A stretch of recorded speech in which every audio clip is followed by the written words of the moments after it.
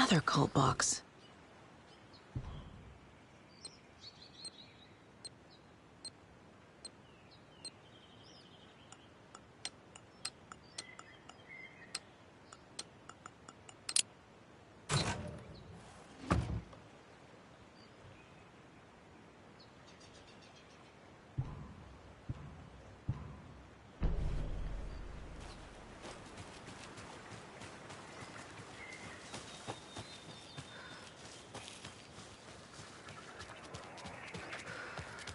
More of those rhymes.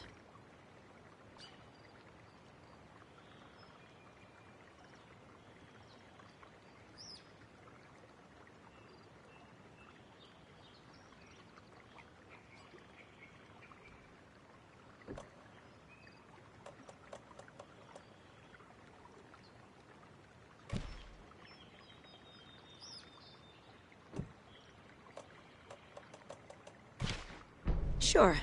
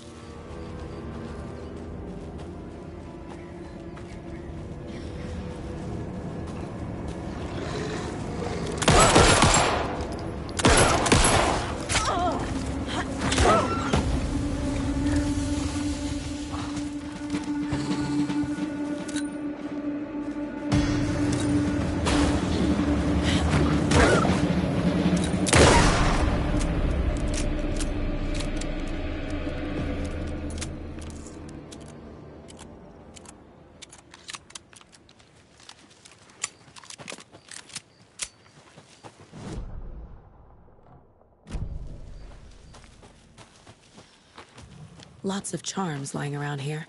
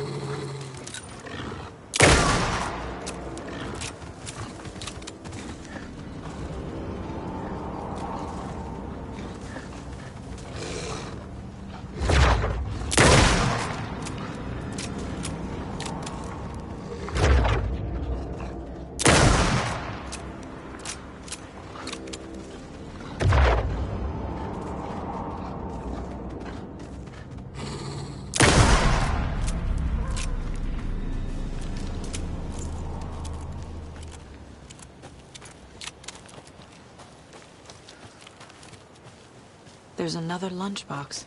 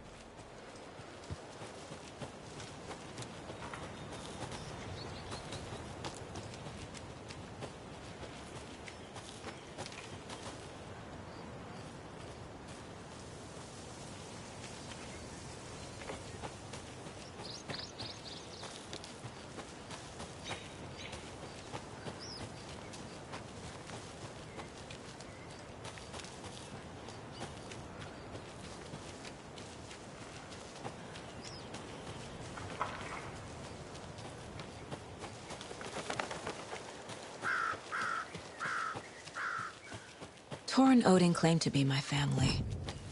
I know Logan and I never lived here. But I don't know enough about my family history to say they're not my relatives. Mom only ever said my grandfather was bad news. The less I knew about him, the better.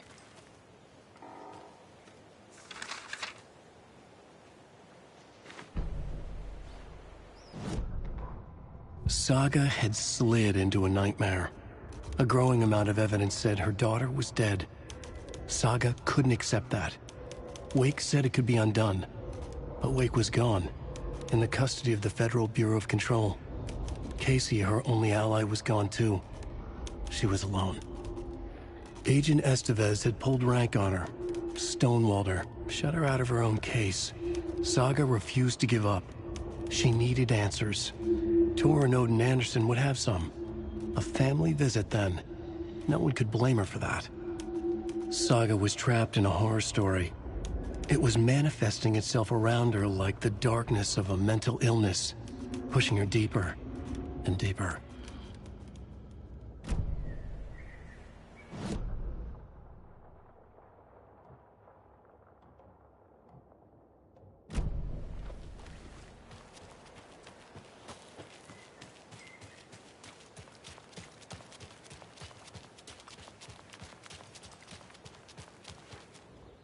Vote Mayor Setter to sit in office.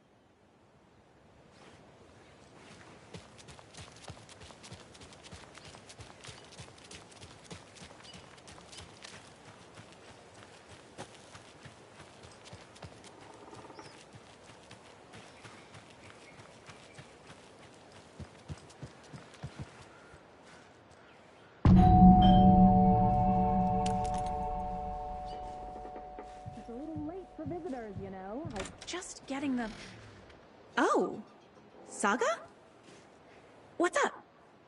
Hello, Rose. Thought I'd swing by, see the family. Not a bad time, is it? Oh, no. I was just, you know, tidying I'm so glad you're visiting again, Saga. But Odin and Tor can't see anyone today. I was just on the phone with Tor. He invited me over. Sorry. They had a little too much fun on our trip to Watery and need to rest. I need an excuse to get in and talk to them. That's too bad. Okay if I say hi to the other residents before I go? Sure. They always love visitors. Come on in. Not smart to be outside when the sun goes down. I love the architecture. I always dreamed of living in a haunted Victorian manor. You say that like it's your first time here.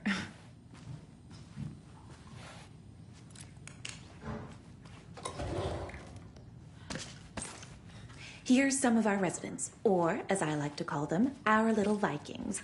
Look who swung by, everyone. Norman, clothes. Norman, we have a visitor. Where are your clothes? I'm headed back to the sauna with Ahti. Just another day in Valhalla. I should really get back to work, Saga. But feel free to spend some time with Mandy May and Norman here. It's good for them to have company. Tor and Odin are here somewhere. Need to find them.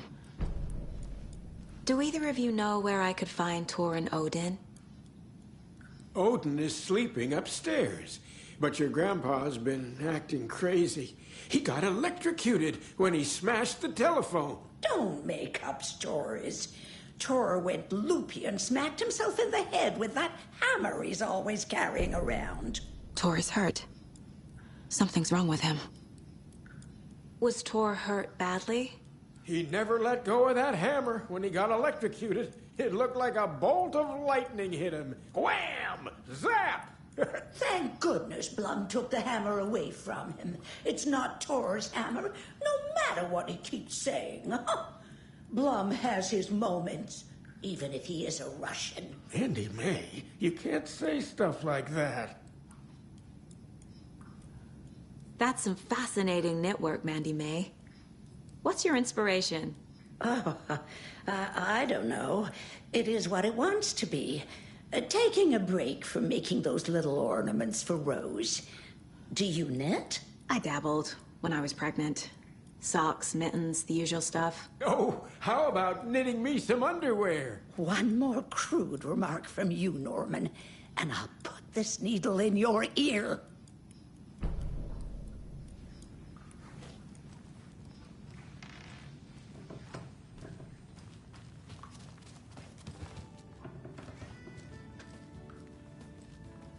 Hello, Jakob. Looks like another perfect morning in paradise. I agree, Ilmo. A perfect morning for me to drink this coffee I'm holding. Oh shit, this coffee is shit. Jakob, did you just drink a regular brand coffee? I did. My perfect morning is ruined. And all because of your shit coffee. If only we could have good coffee. Hey. What? What's that sound? Oh.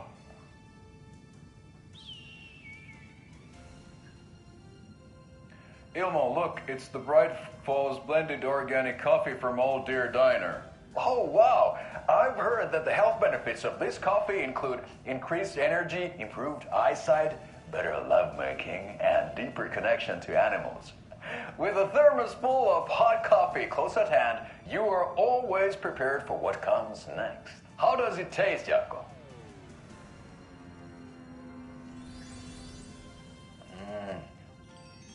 I feel like $1 million. Thanks, Old Deer Diner Coffee. Bright Falls Blend Organic Coffee is brewed with care right here in the Pacific Northwest from coffee beans that are sourced locally in Puerto Rico. Try it today at Coffee World and the Old Deer Diner, and don't forget to try the delicious brunch special this month only for Deer Fest.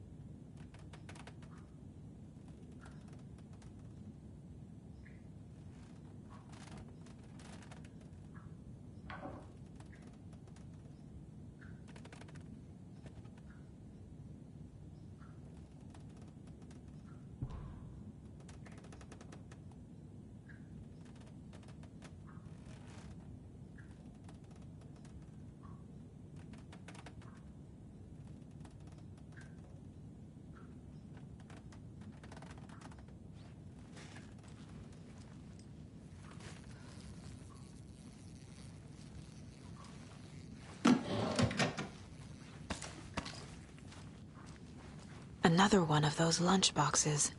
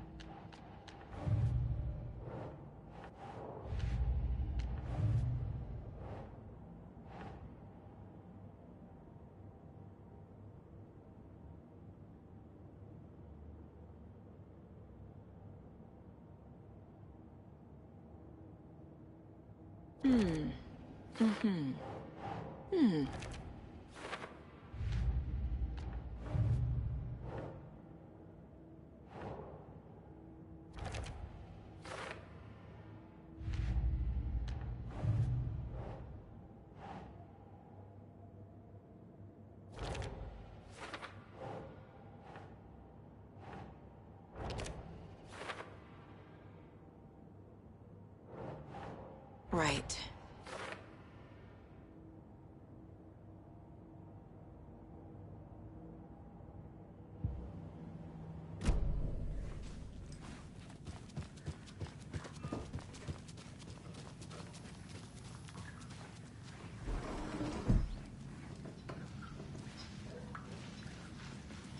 Ati, this is your home. You don't need to keep cleaning.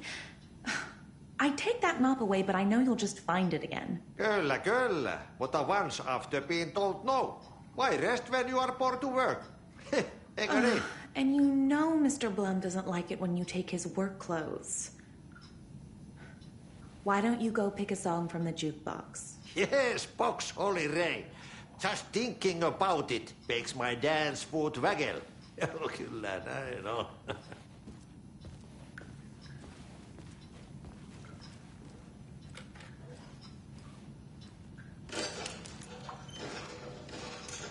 You said I'd been here before. When was the last time I visited? Let's see exactly what she thinks she remembers. Oh, it's been years. We were all so sad when you left. After the accident. Oh, fuck this. My daughter didn't drown. You're remembering wrong. She's at home watching Night Springs with her father. Mm-hmm. It's useless. I need to stop the story. Mandy May and Norman said Tor is hurt. Why didn't you mention that earlier? Oh, you mean the little bump on his noggin? It's nothing. The residents like to exaggerate. Uh-huh. I need to check Tor's room.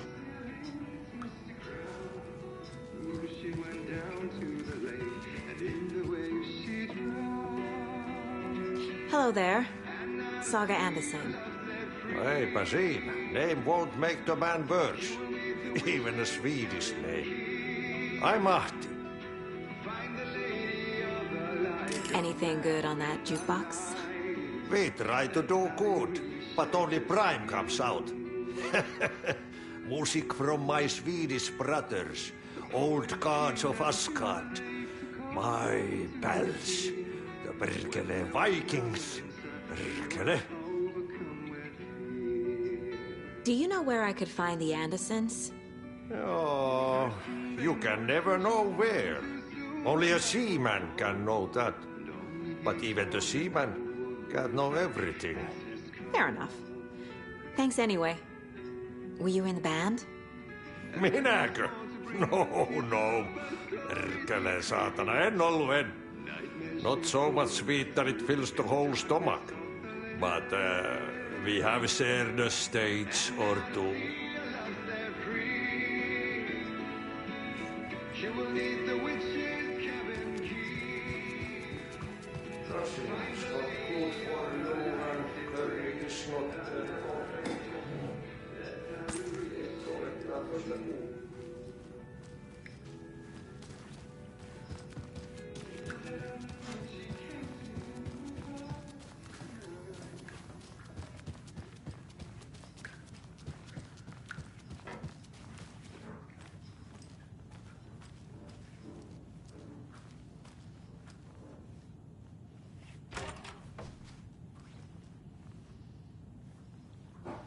The Valhalla nursing home is old.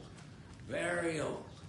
The government built a bunker here during World War II to watch the ocean for Axis navies and who knows what else. Ever since they sealed the bunker, it's been a hot spot for teens. The Ocean View Motel and Spa, they call it. Ironically, I believe. They go there to enjoy beer and their vapes and their electronic cigarettes. The future is... Poor thing.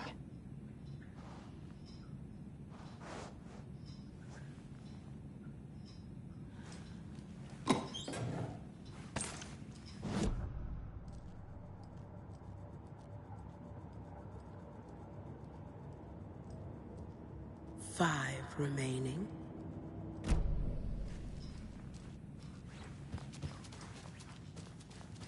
So, the teens would drink there, do other stuff that isn't appropriate content for you listeners at home. This is Tor's room.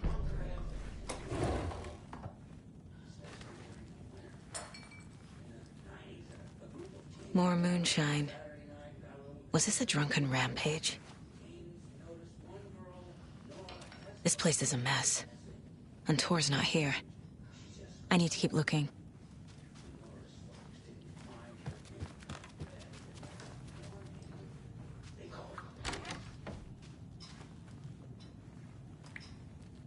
Excuse me, miss, but you don't see me barging into your room while you're performing mental and physical strengthening exercises, do you? I thought not. Sorry. Don't mind me.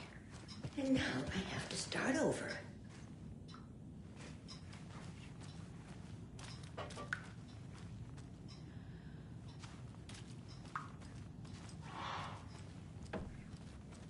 Odin's in bad shape.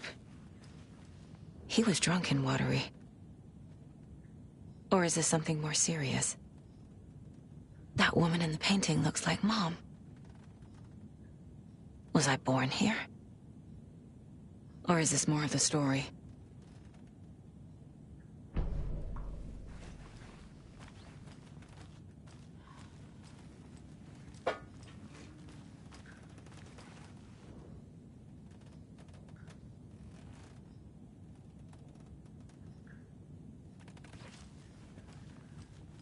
Can you hear me, Odin?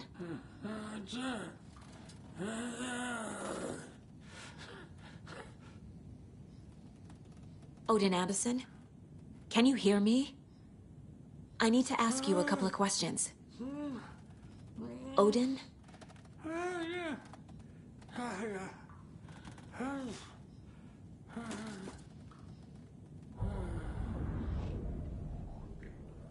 He's in no shape to talk.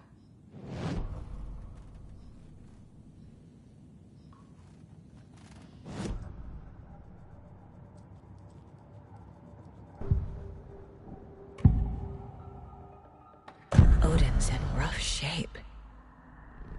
What happened to him? These are our twilight years. There's darkness in the water. We have our little tricks. And so do you. What's happening? It's never felt this way before. You're all grown up, Saga, dearest. And you're back just in time. The forces of darkness are eating away at us. We're too old and weak. You have the power in you, like all Andersons. What was that? He wasn't a projection. Odin was really here. We were connected. Are they really my family? Is that why this is happening? I found a photograph of you with the cultists. How are you involved? We're too old for this brand of crazy, but we'll drink with anyone who's offering. The cult's been on our asses to join for years, but we already have our band, and those damn fools don't know what they're dealing with. No wonder they want a pair of legends. Tor and Odin are not part of the cult. The cult thinks there's something special about Tor and Odin. I'm starting to see it too. I've never connected to someone like this in my mind place before. How is this happening? I was glad to answer your call. Vikings are born travelers. You are a seer. You can see the truth. But your grandpa will want to tell you more himself. Wouldn't want to steal his thunder. Tor is in danger. You can save him. Is my mind place more than just a mental technique? Sometimes my mind place even baffles me. Is this the reason? Is there something more than intuition behind it? One thing at a time. Tor is in trouble. Once I help him, he can maybe tell me more. I found Wake's clicker. What can you tell me about it? Cut off from Tom's lamp. It washed to the shore. Good work getting the light switch. The light switch is like an amp. You can play rock and roll without it, but you won't blow anyone away. Art, like Tom's writing, can change the world. But the light switch will crank that change to 11. The clicker has the power to change the story. To save Logan. This confirms what Wake said. I can't let Scratch get his hands on the clicker. By Tom's writing, Odin must mean Wake. You said Tor is in danger. What's going on? Darkness is drawn to the spark.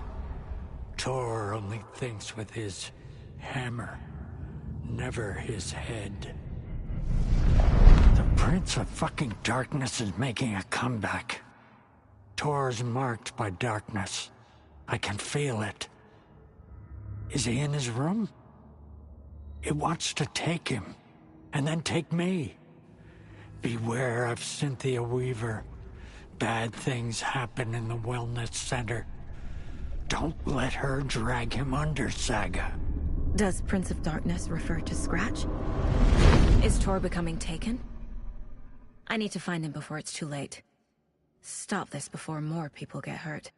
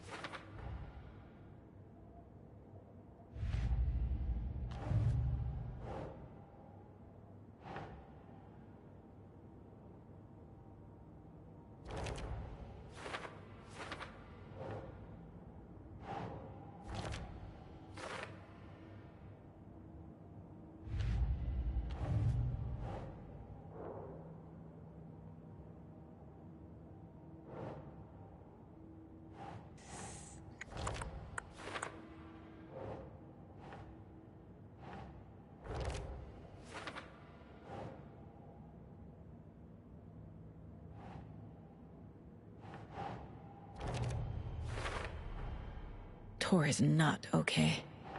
Something is definitely going on here. The clicker makes Wake's writing change reality. Can I trust him with that much power? Not sure I have a choice.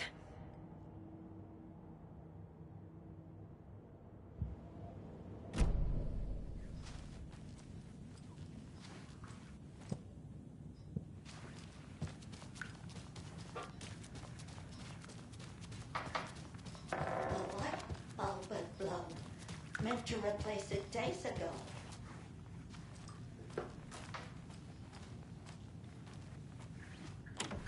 Getting in is forbidden, for your own safety. Time is long for those who wait. But in the end, stand the thanks. Sheesh, didn't see you there.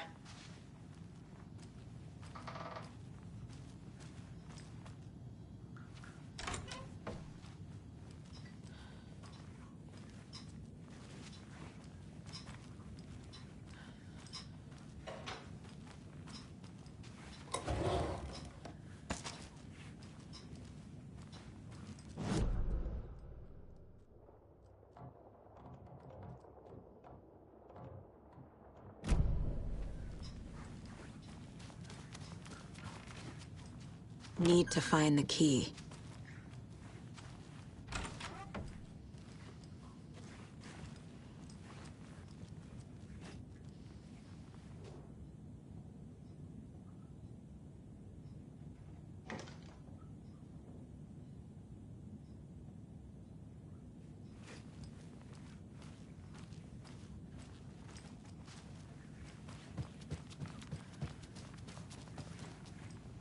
I don't have the key.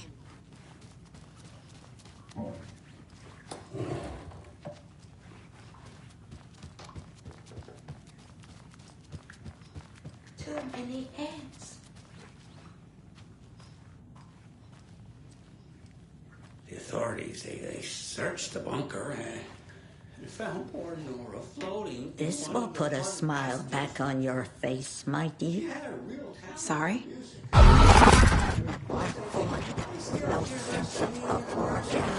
She's one of them. Nowadays, There must be an overlap here somewhere. the bunker is home.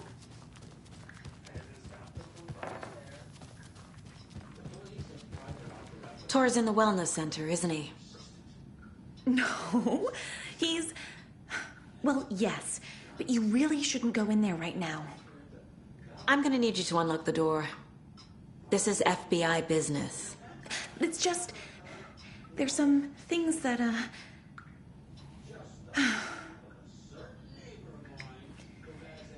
Yes, okay. I'll let you in. Thank you, Rose.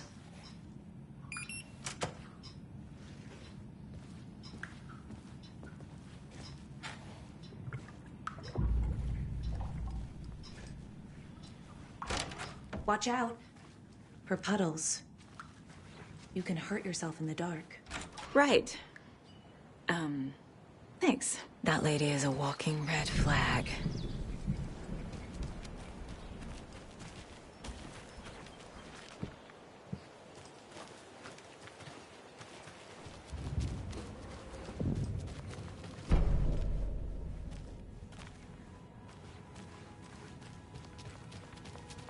Dark. Empty. Be ready, Saga.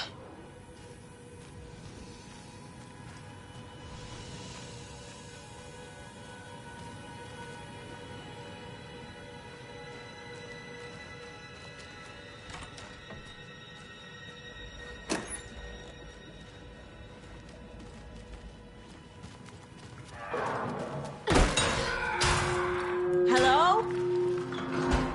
Tor? It's Saga Anderson.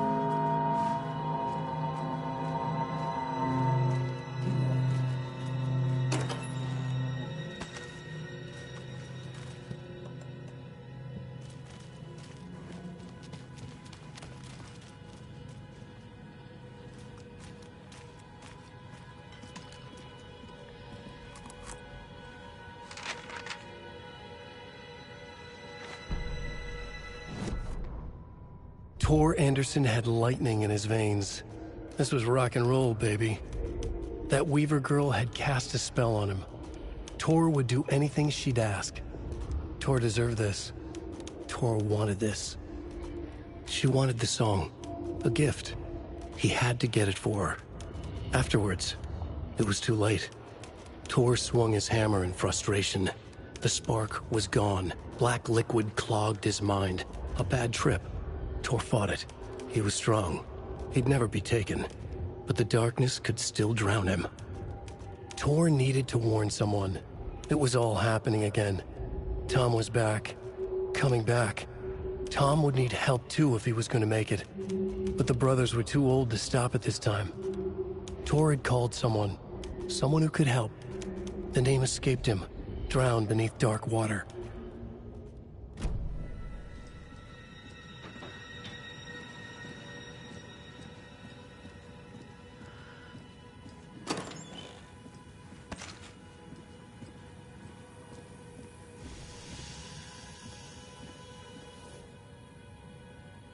He's hurt pretty bad, but he tore off his bandages.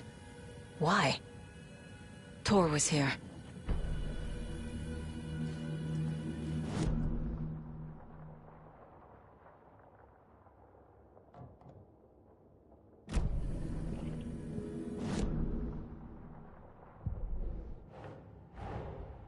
Odin said Tor needs help. But from what?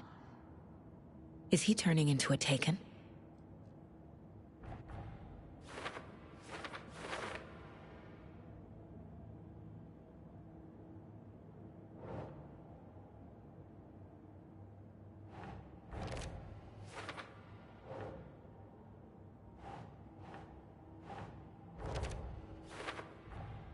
Tor is being targeted. He needs help.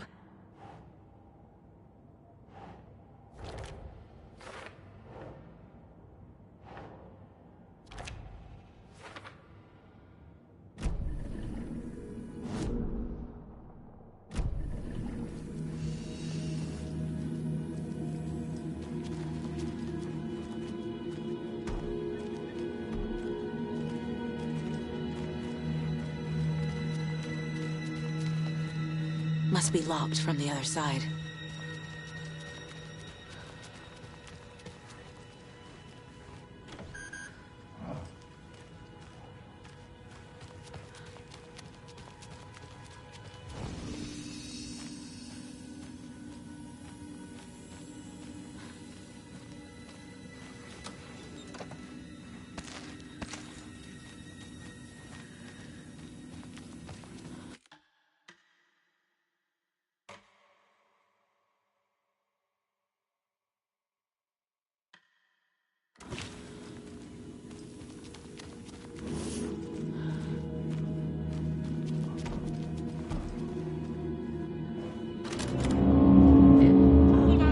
Tor, wait!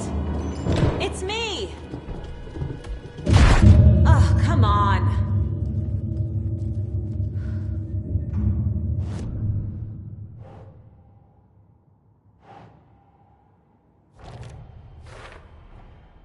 Tor left the wellness center.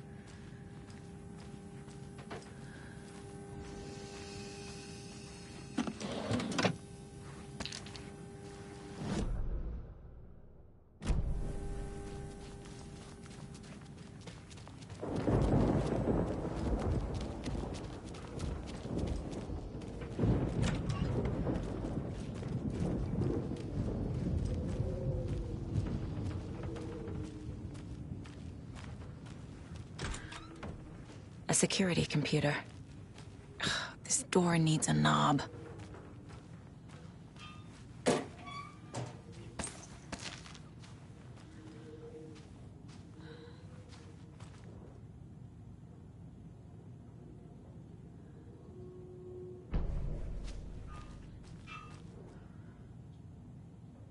Day, then month. He uses European formatting.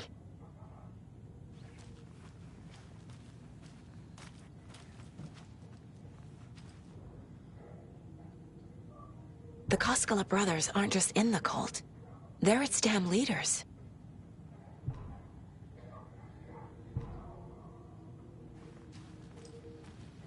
Needs a password. And a warrant, technically. But hey, desperate times.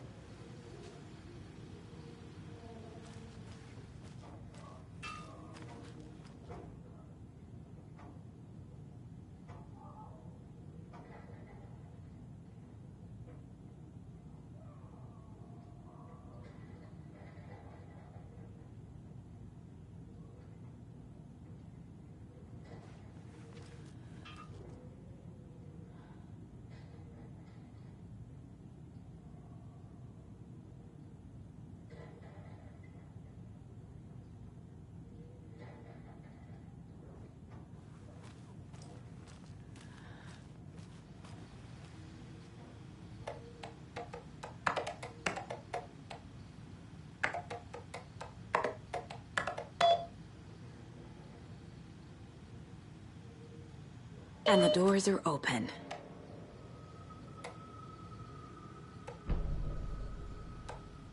There's Tor. And he's out of his mind. Need to get to him.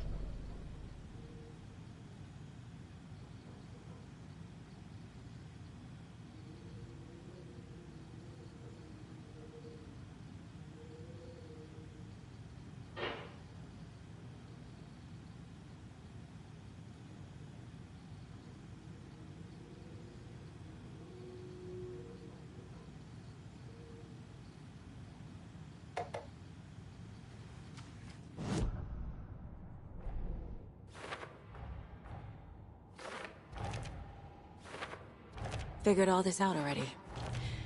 So this goes here, and that goes there.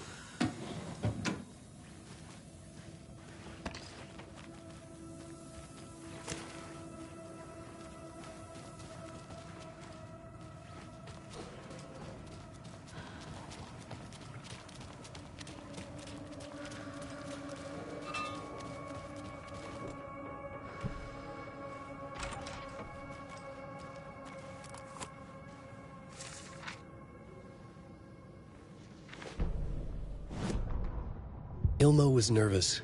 His palms were clammy. He lowered his phone. Mulligan isn't picking up.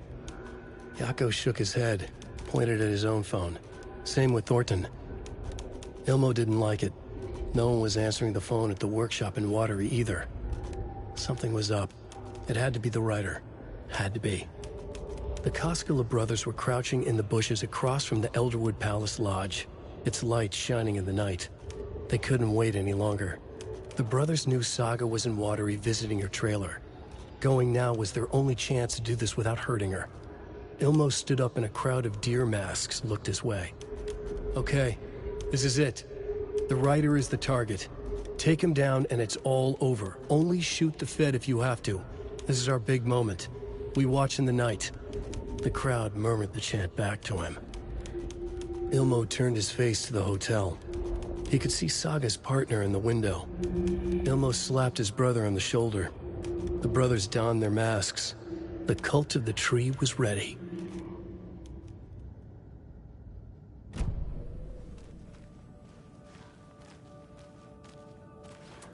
On greener pastures now.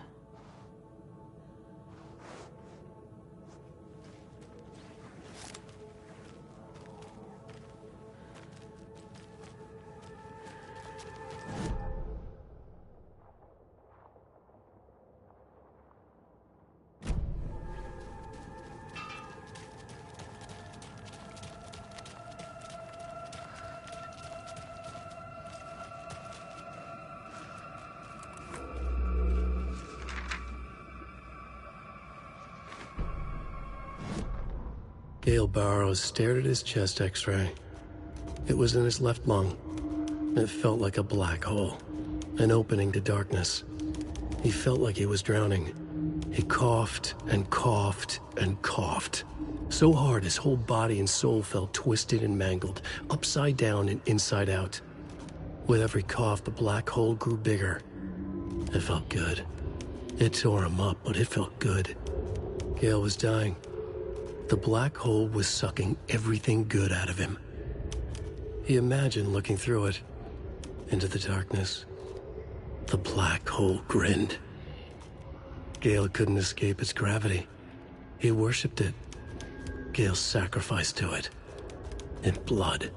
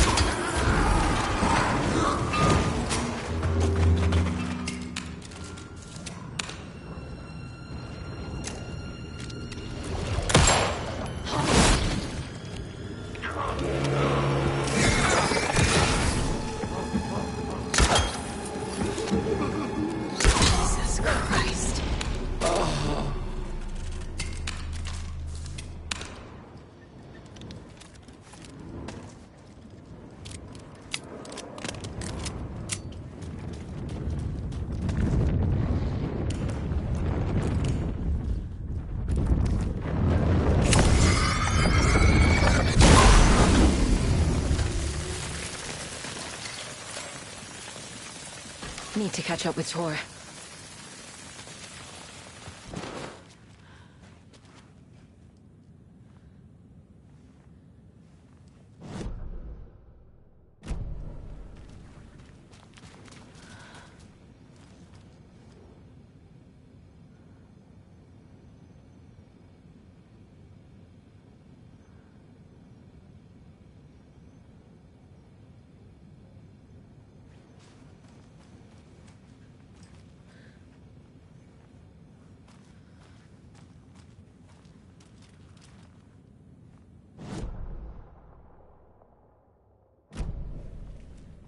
This must have been Tor's.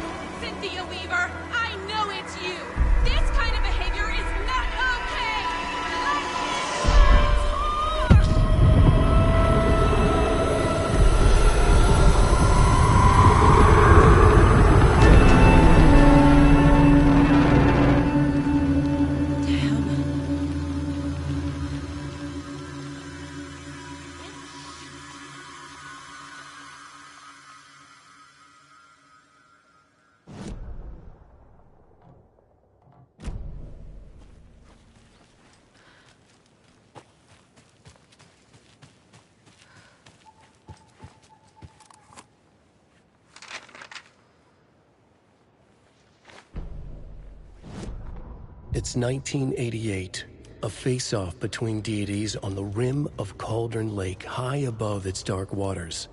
Thunder roared, the old gods facing something even more powerful, something harder to define even. Or, changing the perspective, raving lunatics all, caught up in the frenzy of a shared delusion. The old gods, the corsairs of the Sea of Night, and the Dark One who yearned to stand in between, who had always stood in between, who would soon stand in between. We help you, you stay away from our family, Tor Anderson snarled over the thunder. Yes, until you all come to me, came the answer. That's never gonna happen, shouted Odin. I will take this as collateral, shall you remember our deal, said the Dark One. Blood arched from Odin's face as he fell to his knees. Lightning hit the dark figure on the cliff, and with that, he was gone. Tor rushed to his brother. Are you alright, bro? Effectively blind in that moment, the eye patch covering his left eye, his hand over the now empty socket of his right, blood oozing out of it. Odin cursed. The bastard took the wrong eye.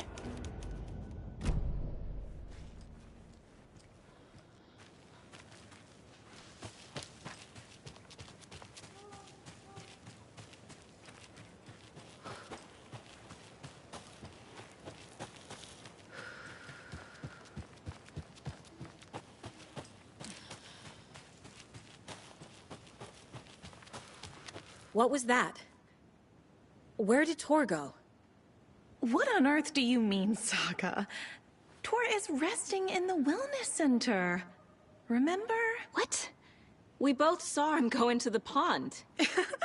Okay. Are you fucking with me? Or is this a story again? Now. Let's cool it with the language. She's clearly lying to me. Why? Rose watched Tor go into the pond. Why is she lying to me? The secret mission for Alan's #1 fan. The hero will say Wake has returned. We're all characters in his story. Gee whiz. I'm not his fucking character. But I can use that phrase to make Rose stop lying to me. Wake has returned. Cynthia took Tor. What happened to her? When the darkness touches your head, your bookshelf gets shuffled. I put her lamp in the shoebox. What do you call a lamp lady without her lamp? Is Rose talking about Cynthia or herself? Or both? Rose. Wake has returned. Oh my God. You're the hero! You're here to save Alan! I feel so silly for trying to keep you out of the wellness center. I locked Tor and Gale in there after they lost it, and I didn't want you getting hurt. Before I forget, here's the page Wake told me to give you. Oh, and you'll need my keys to get around.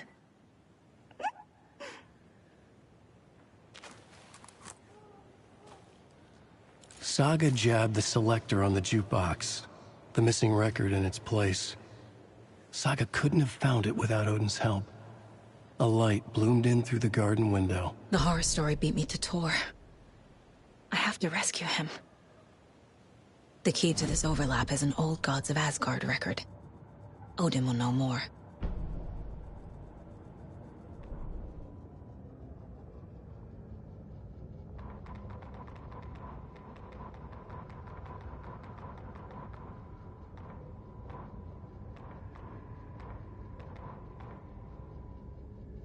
Saga jabbed the selector on the jukebox, the missing record in its place. Saga couldn't have found it without Odin's help. Standing there, Saga felt exposed, expecting the shadows to come alive. The needle crackled on the vinyl. The song swelled. Odin had said it was written for her and her mother. Her grandfather's apology. The lamentation of an old man. His heart was broken, sinking into darkness. Odin had said that the song would be a way to know Tor, a way to find him. A light bloomed in through the garden window. That's where Tor had vanished into the pond. Saga knew what she had to do.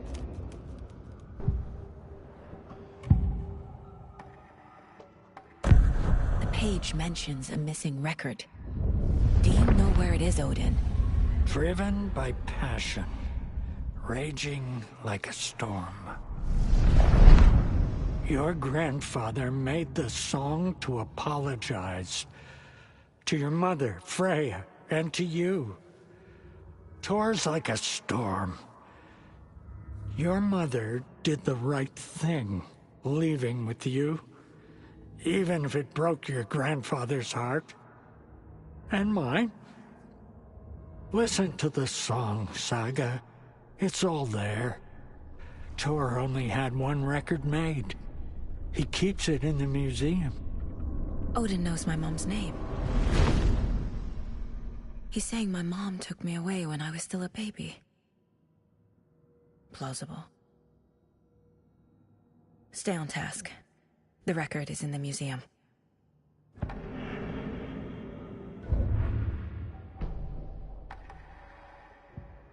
The report of the shotgun rang in the air. The enemy fell. Saga felt a surge of new energy. She'd been dead tired before, but was ready for more now. She would get through this. She continued on.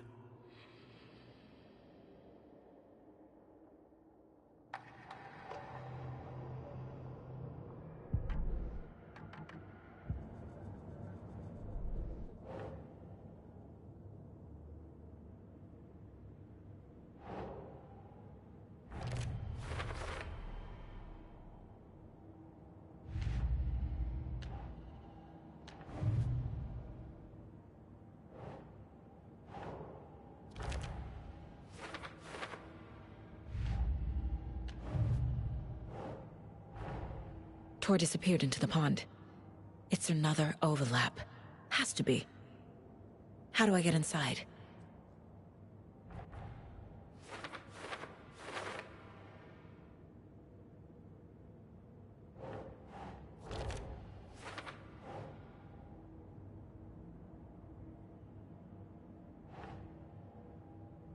Okay.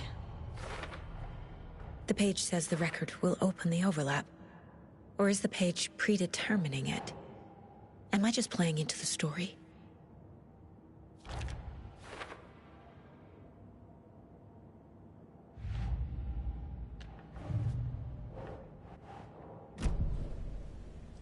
What happened to Tor just now? Cynthia took him. Ugh, I knew someone was messing with Tor's head. There's something wrong with the water here. Pipes acting up, black stuff coming out. Cynthia's probably behind that, too. Does Cynthia have any connection to the Cult of the Tree? Oh no, she's way too frail for that. But she used to be this town's best defense against the forces of darkness. Well, after Alan. But I guess it finally got her. Wake is in custody. How have you been in contact with him? He leaves me messages in funny places, like the newspaper, books. Once he even wrote to me with a cloud. If it's something really important, he tells me in a dream. Okay. And what does he say to you with these clouds? Ways I can help him, how I can stay safe, good dinner recipes, ways to kill Taken, lots of stuff. I've been finding some pages of writing lately too, so he must be working on a new book! Exciting! You need to get the residents out of here. It's not safe. Oh, this kind of stuff rolls right off their backs. They've lived very rich lives.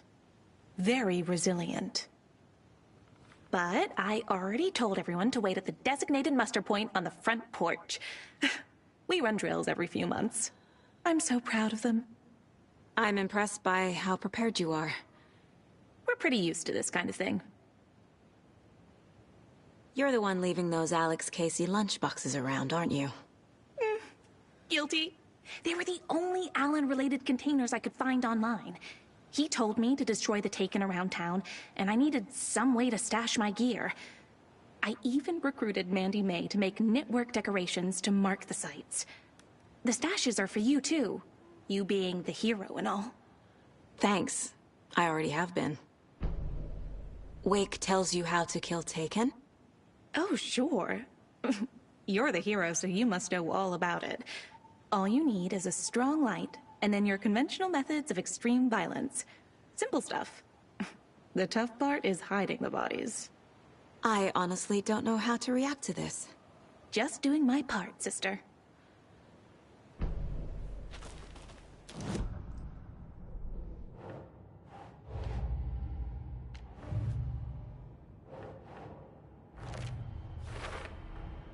Rose Marigold left these lunchboxes for me.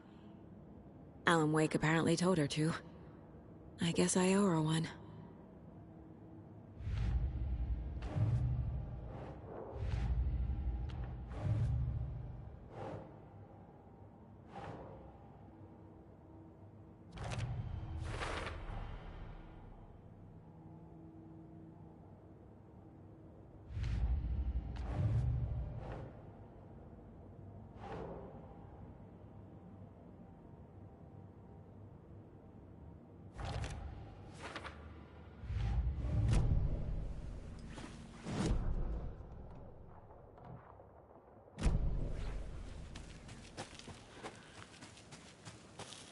Can't open this with my bare hands.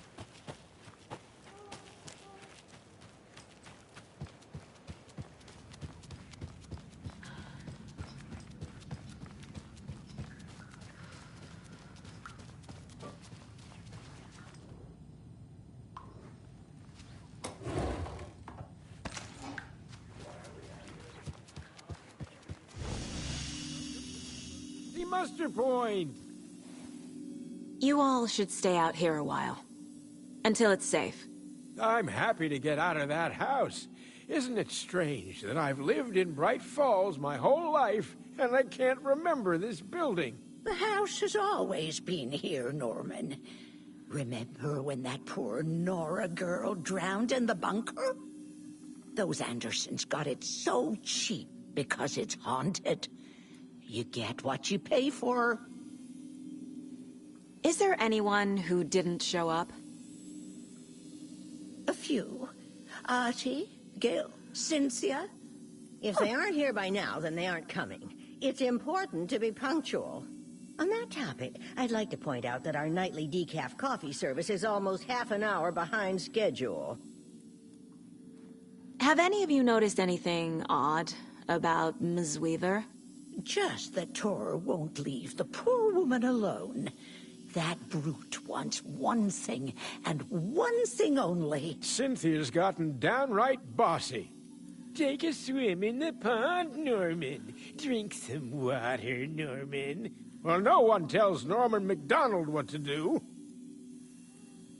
Mandy May, are you all right? You're bleeding.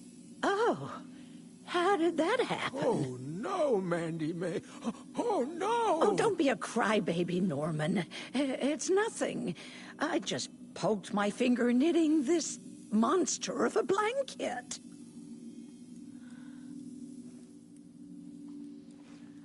Hello there. Are you Pat Maine from the radio? That's me. And you're the federal agent everyone's been talking about. Would you have time for an interview at some point? Oh, sorry. I'm kind of in a hurry right now. Love your show, though. Very informative. Thank you. Never compromise on quality. That's my motto. We'd be happy to have you on the show anytime, me and my listeners.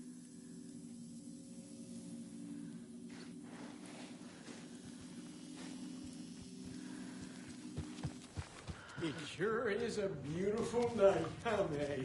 Nice and,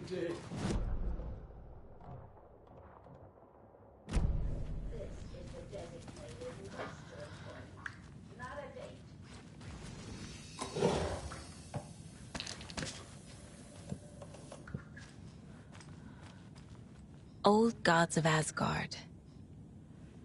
So Odin and Thor had a band and everything.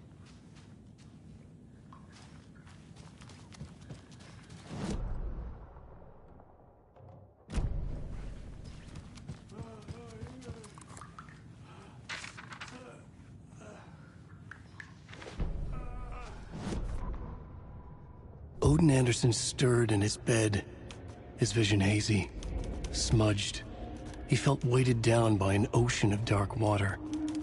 Through the haze, he made out Saga. Odin felt useless. He wished he could tell Saga how his silly faces made her smile when she was young. Too young to remember. Odin used to joke that Thor was her grandfather, but he was the Allfather. He smiled at the memory. Odin was the kinder of the Anderson brothers. Thor lacked patience, more volatile. The brothers fought a lot, but they were inseparable. Now Thor was missing, dragged into darkness. Odin could feel it. Time was running out for both of them.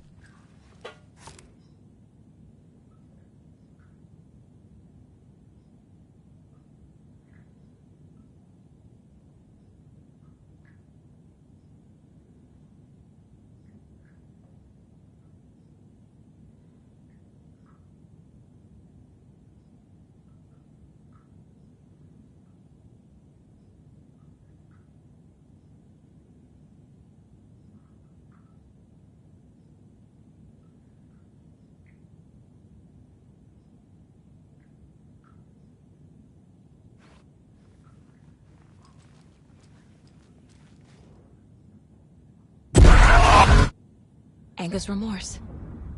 This is the one. But it's gone. Cynthia has the record. She will tell me where to find it.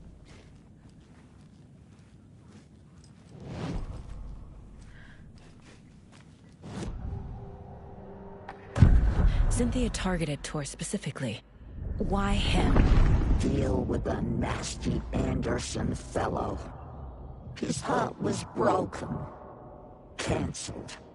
Leaks started appearing. It was too late. Shut her out of her own case. The Dark Presence is using Cynthia to keep me from talking to Tor. Where is Anger's Remorse now? He is a young girl in love. A rock and roll cliche. The shadows to come alive. A gift. An on-off death wish. She has the record. I can get it out of her. Anger's Remorse. Where is it, Cynthia? Drowned beneath dark water. Too many hands. The bathroom frightened her. Cut short. She screamed. An old folks' care home.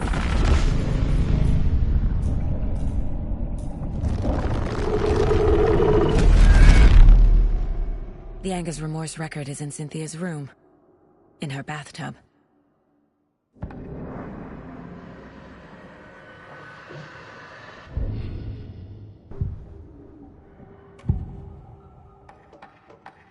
Anger's Remorse is missing.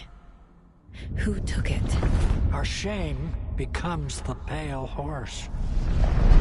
Oh, Tor. Bro. Tor's love for you is in that song. That's why Cynthia wants it, to ruin him. She made Tor lust after her. We fought one scratching hag years ago. Now he's fallen for another, and we might lose him for good.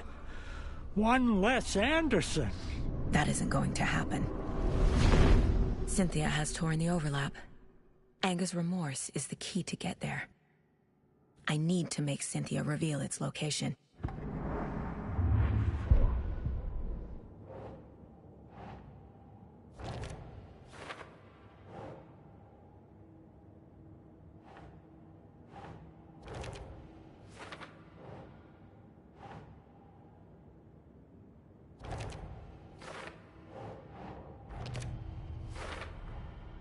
A bathtub, a pond, a lake.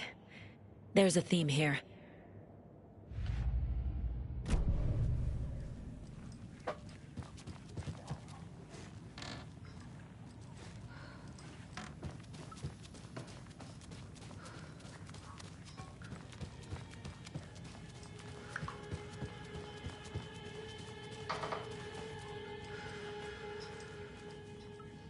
Do you know anything about the Cult of the Tree?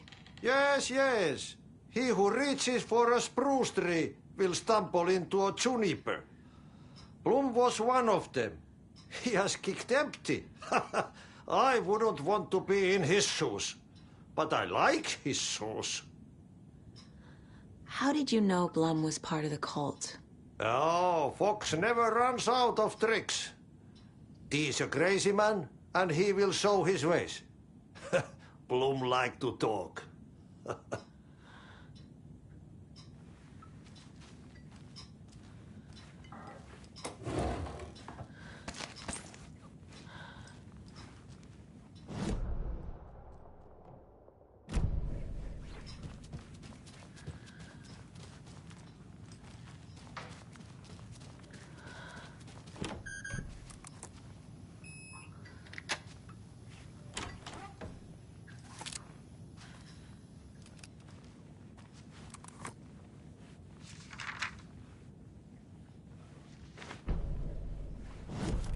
Wheeler set up a foundation with the sales of their greatest hits album. He used the cash to build a nursing facility. The old men deserved it. An old manor in Bright Falls. Wheeler hired a contractor to have it refitted as an old folks' care home. At this point, Wheeler felt good about himself. He had a heart of gold. No need to feel guilty. Wheeler left the work to the contractor and returned to New York City. He had done his part. It was time to turn over a new leaf. The contractors figured out Wheeler was gone for good. They took the money and ran. When the fall rains came, the leaks started appearing.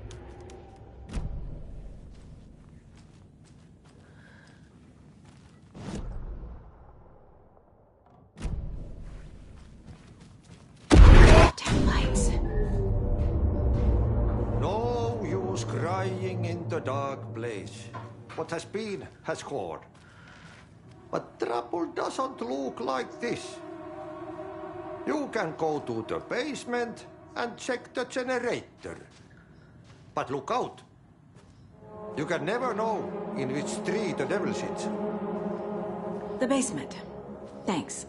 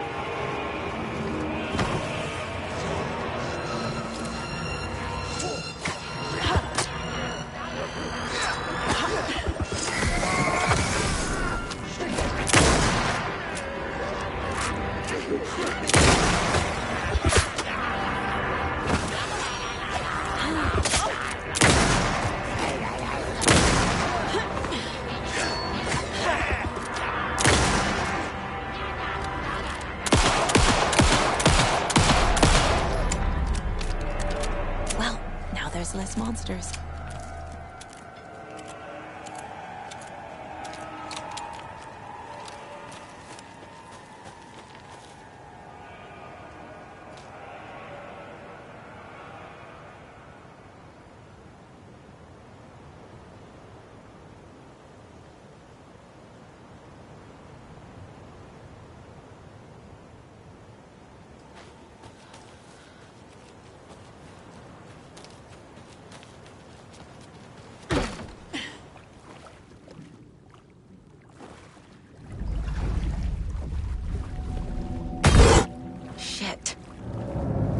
I need to get the power back on.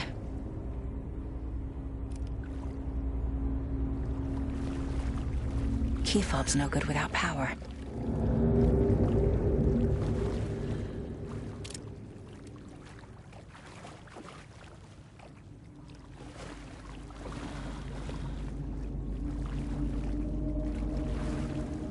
I can't get through this.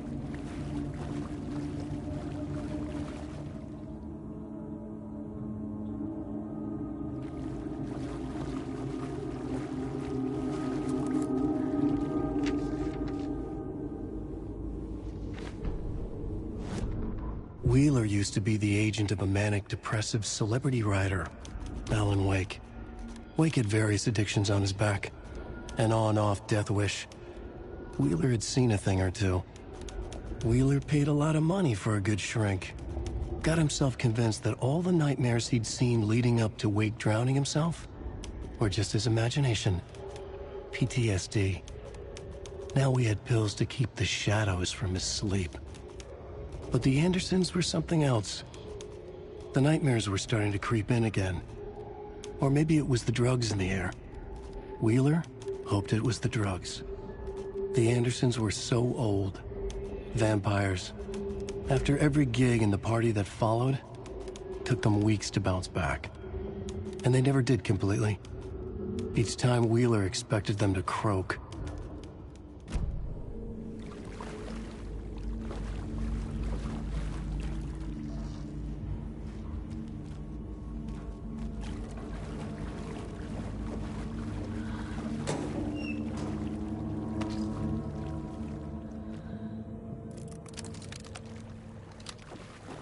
can't be opened on this side.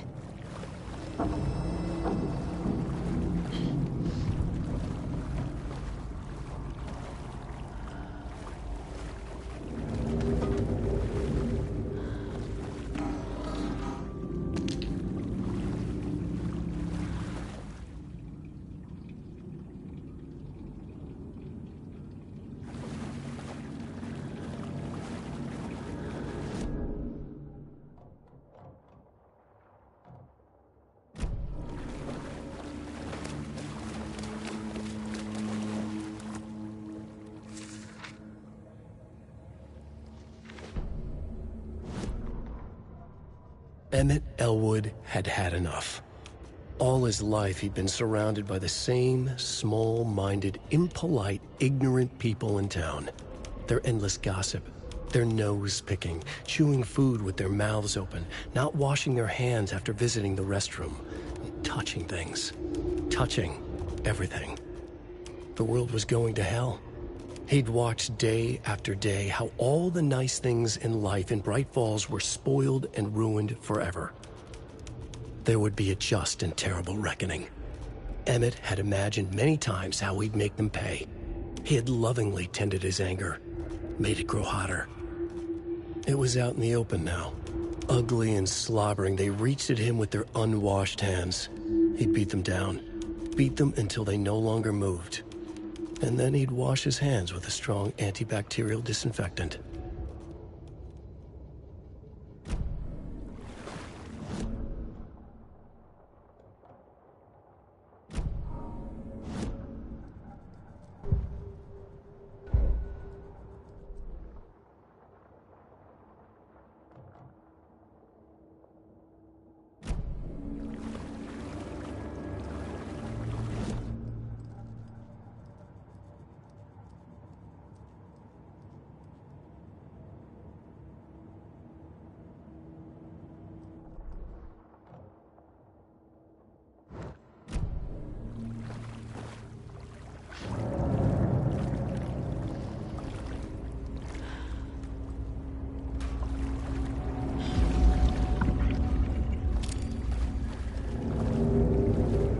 Power's off.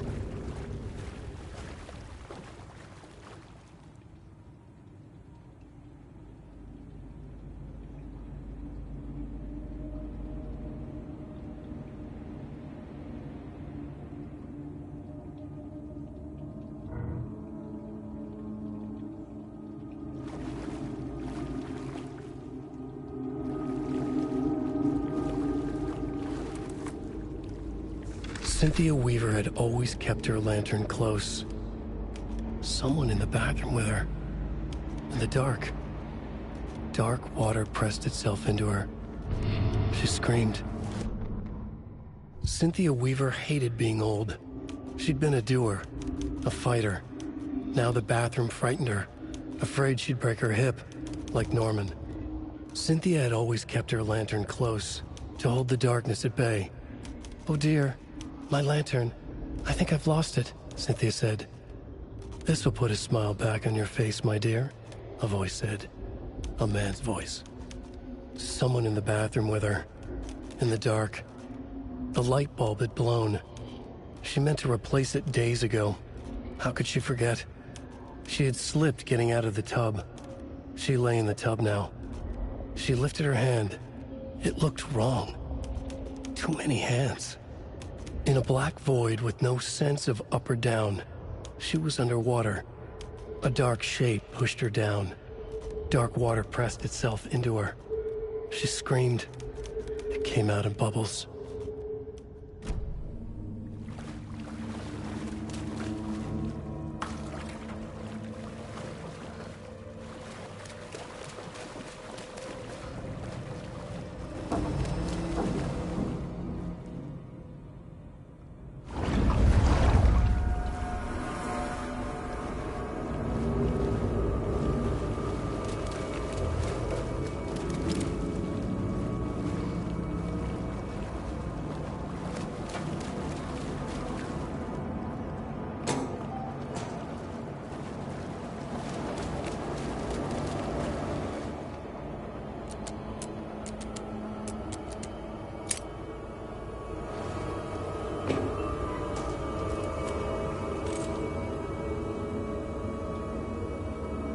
A fuse.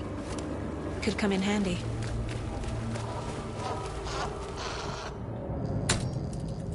There. Power's back on.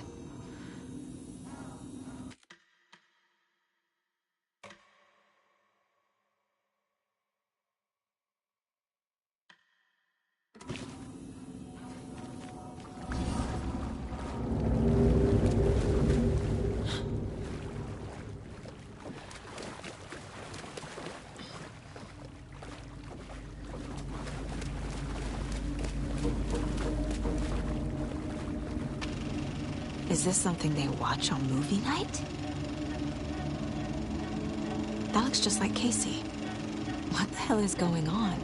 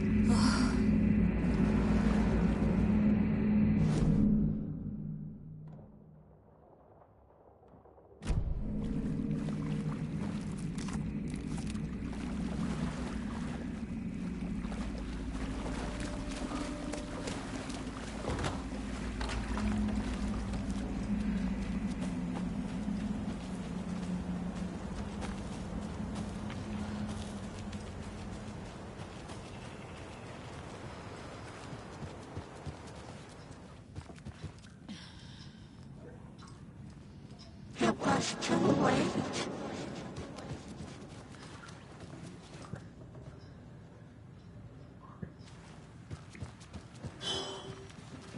She was underwater.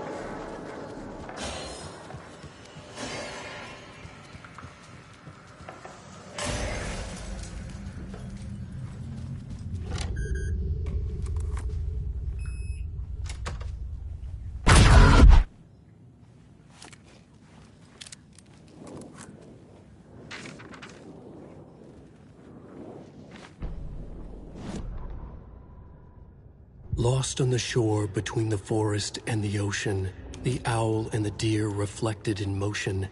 In his room, he will hurt her. In hers, he is caught. His story ends. Her story does not. This is the ritual to lead you on. Your friends will meet him when you are gone.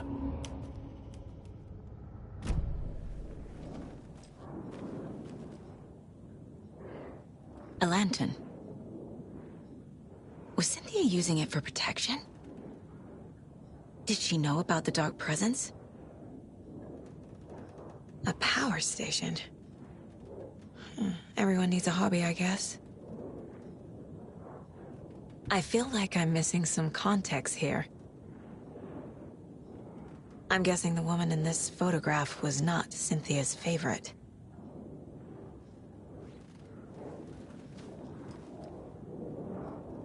Tor's a romantic, huh?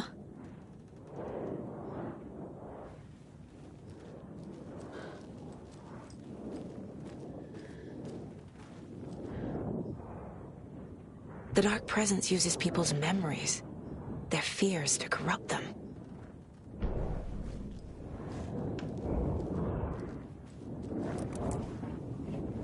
Cynthia would deal with the nasty Anderson fellow, Tor, always poking people with his hammer. He had it coming.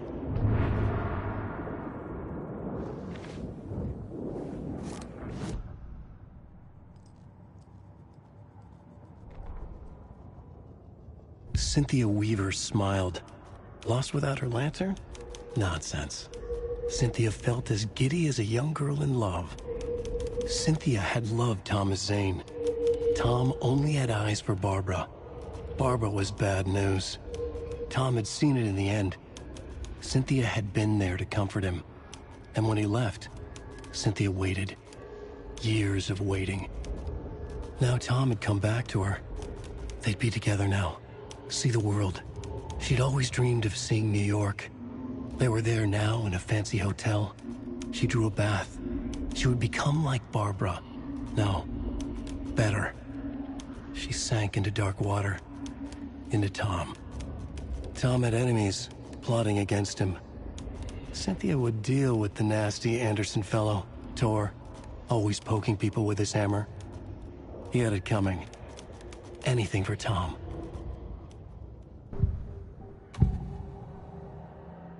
Cynthia was close to someone named Thomas Zane. Who is he? Tom was back. Tom had enemies. In a fancy hotel. Just his imagination.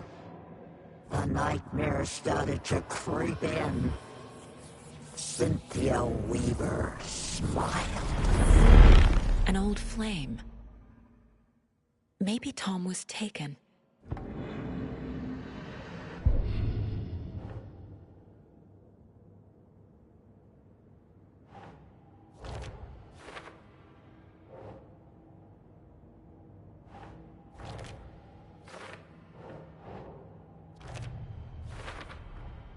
Tor is not becoming a Taken, but Cynthia is definitely corrupting him. Trying to keep him away from me?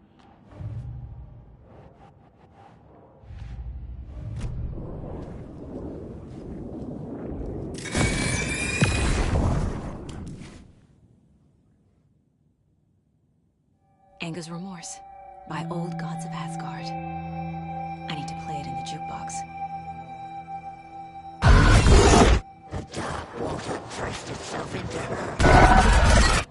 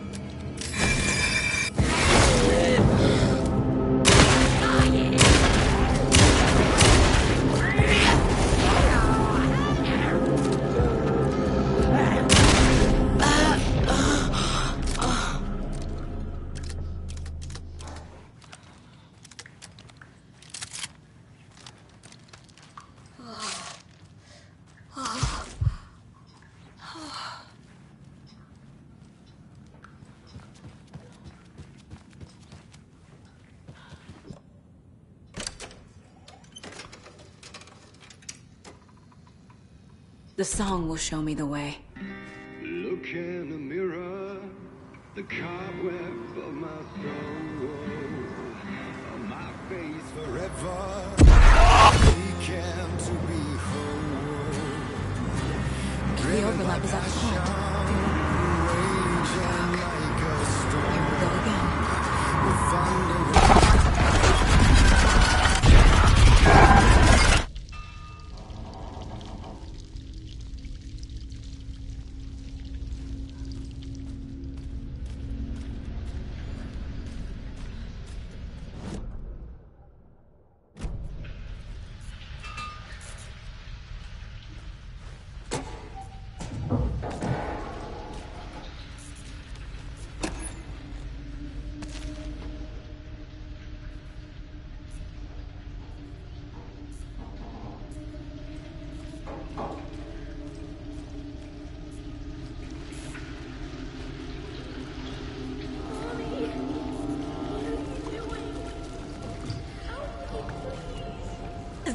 not real!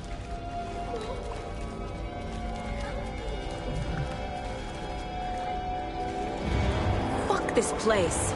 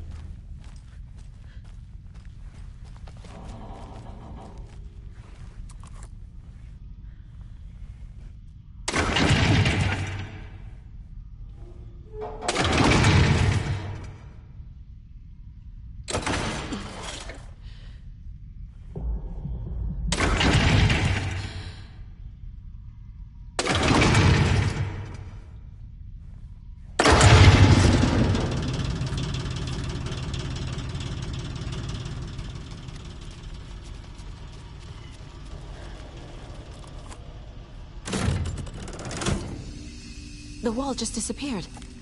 The light did that?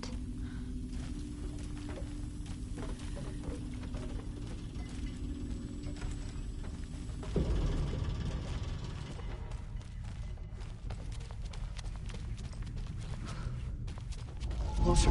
Destroy. The only way.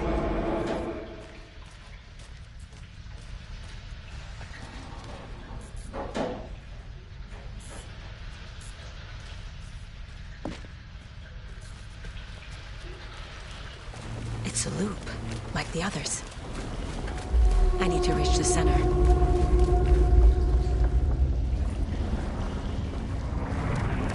Cynthia. She's here.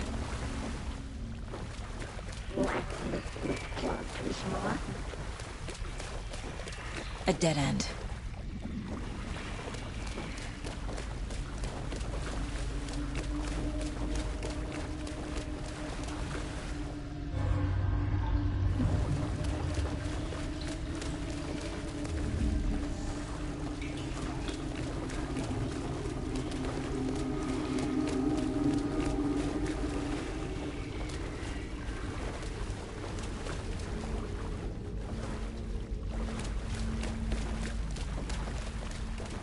Back here again.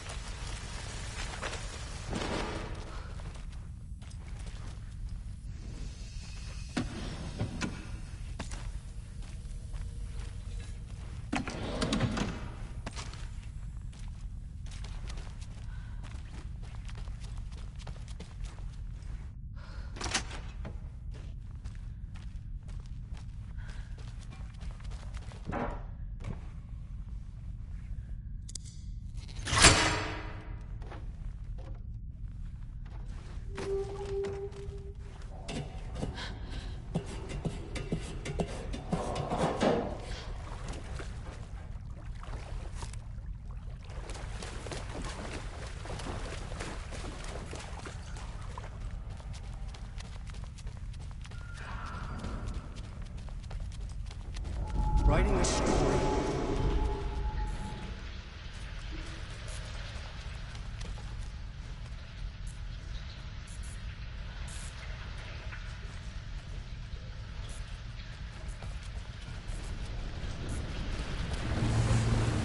Back again.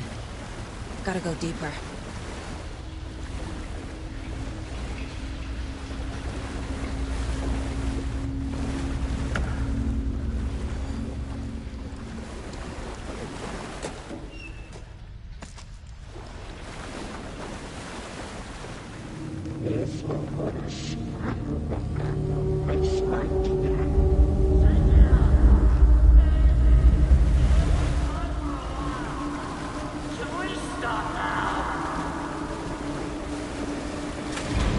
Tor! Where are you? Can you hear me? It's so dark. Oh, I'm sorry, kiddo. The hag tricked me.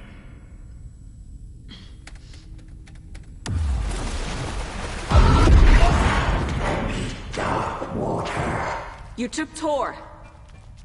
I'm here to take him back. I need to get the lights on to reach him. Saga!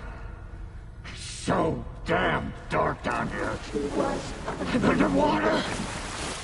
She's trapped me at the bottom. I don't think I'm gonna make it. Shut out of your own peace. I deserve this. I gotta get out of the water. Where is she? Deeper and deeper. Joe! Where are you? Your daughter was taken. I can't stay in the water.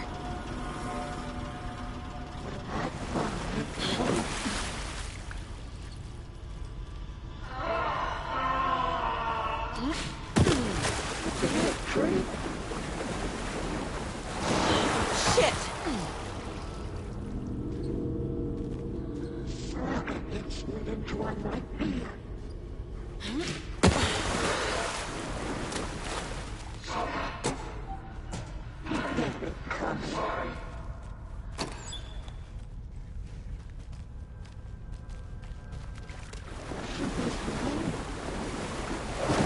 She's coming. Dark shape pushed her down.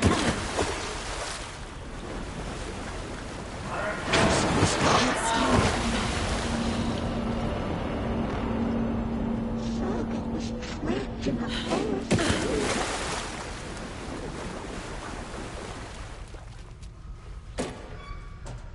Sinking into darkness.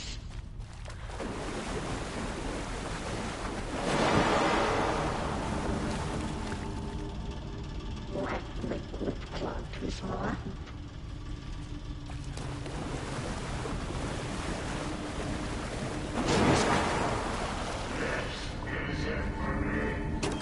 Casey was gone.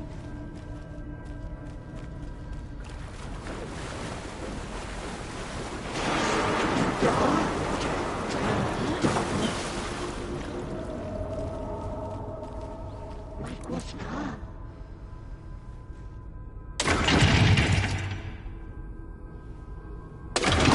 Darkness of the mental illness.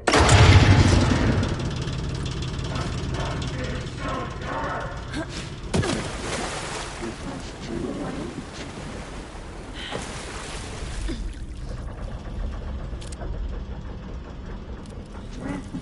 I need dog water.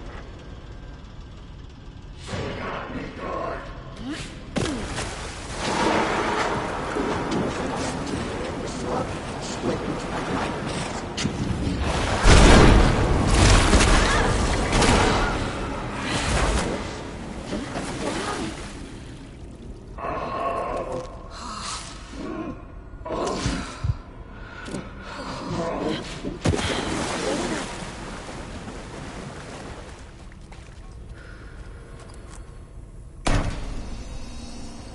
It's cold.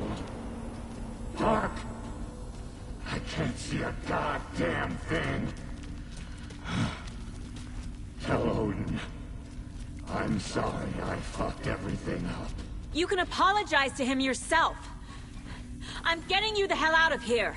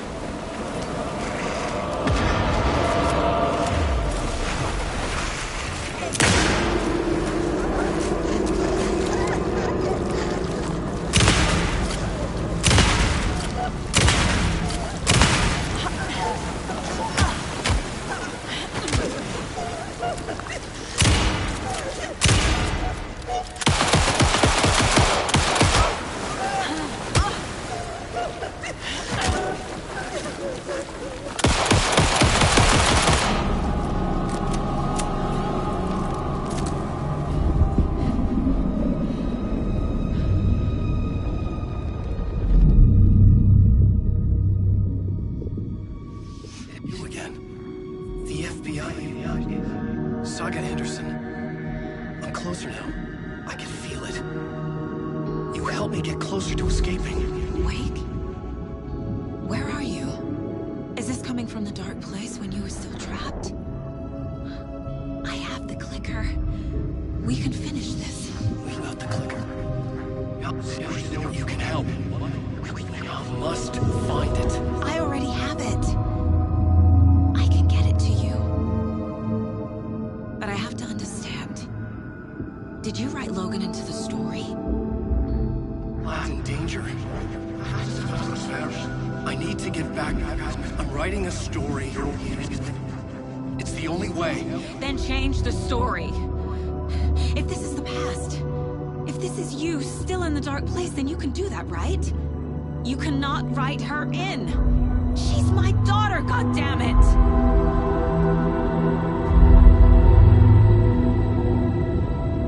Logan is in the story.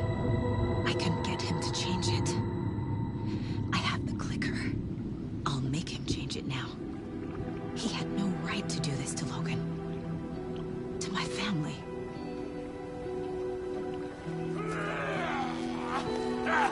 Tor! Oh, fucking hell. Are you okay? You took your sweet time to come save your grandpa, huh? Nice attitude. A family trait?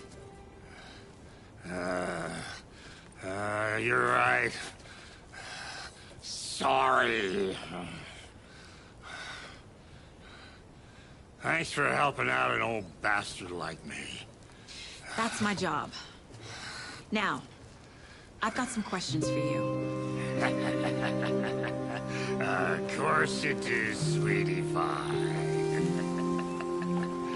And I got answers.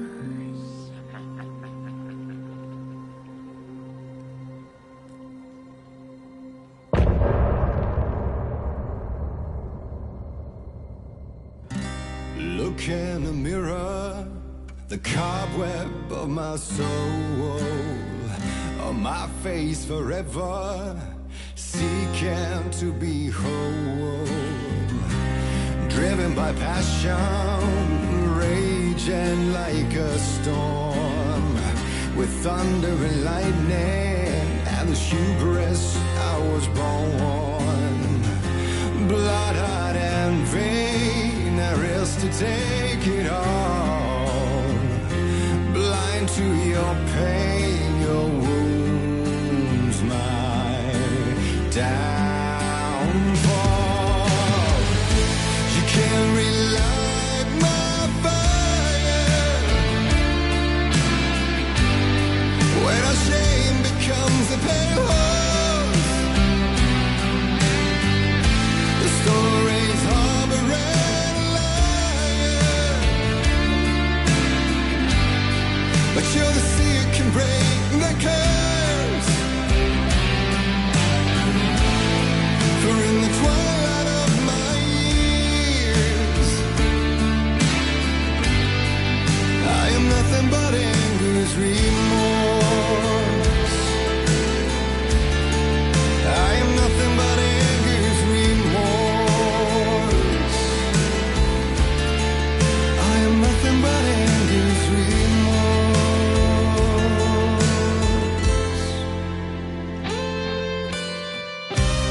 You are my light, the spark inside my soul.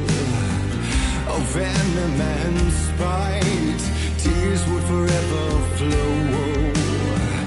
And I did you wrong, and I never said it right. And you played along, the gray for black and white.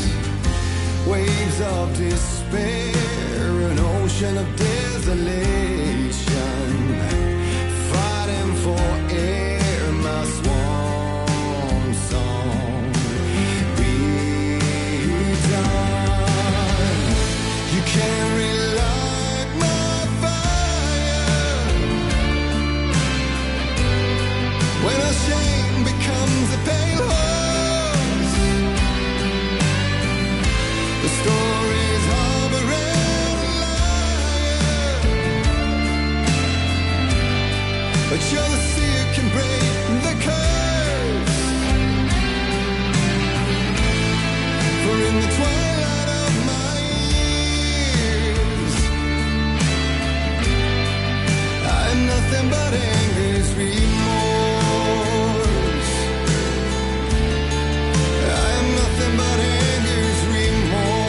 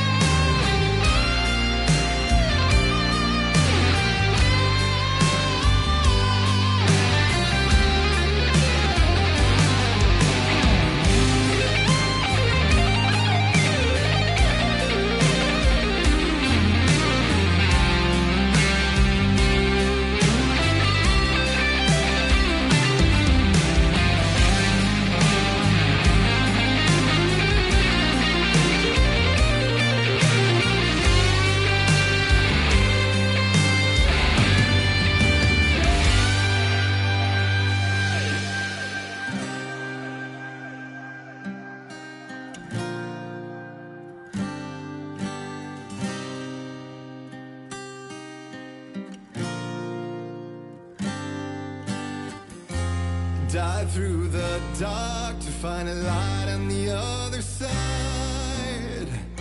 You will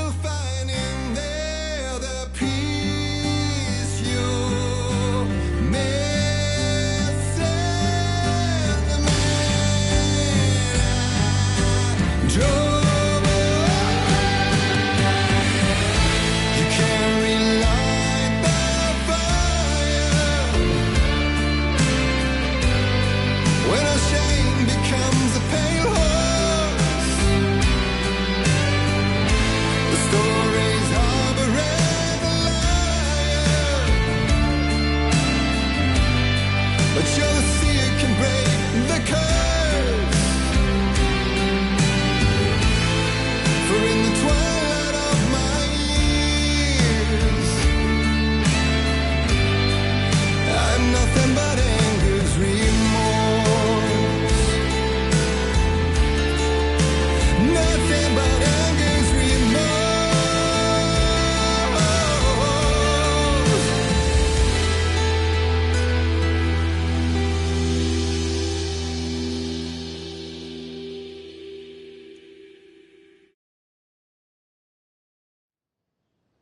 We need to talk.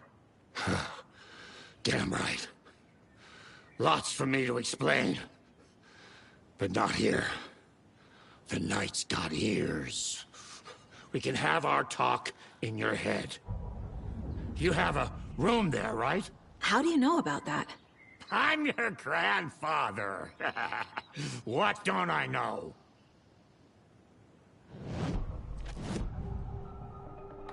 You know about my mind place? How is that possible? We all have the power. Find the truth. Damn right I do. Odin already told you you're a seer. You can gaze into their heads, see the truth.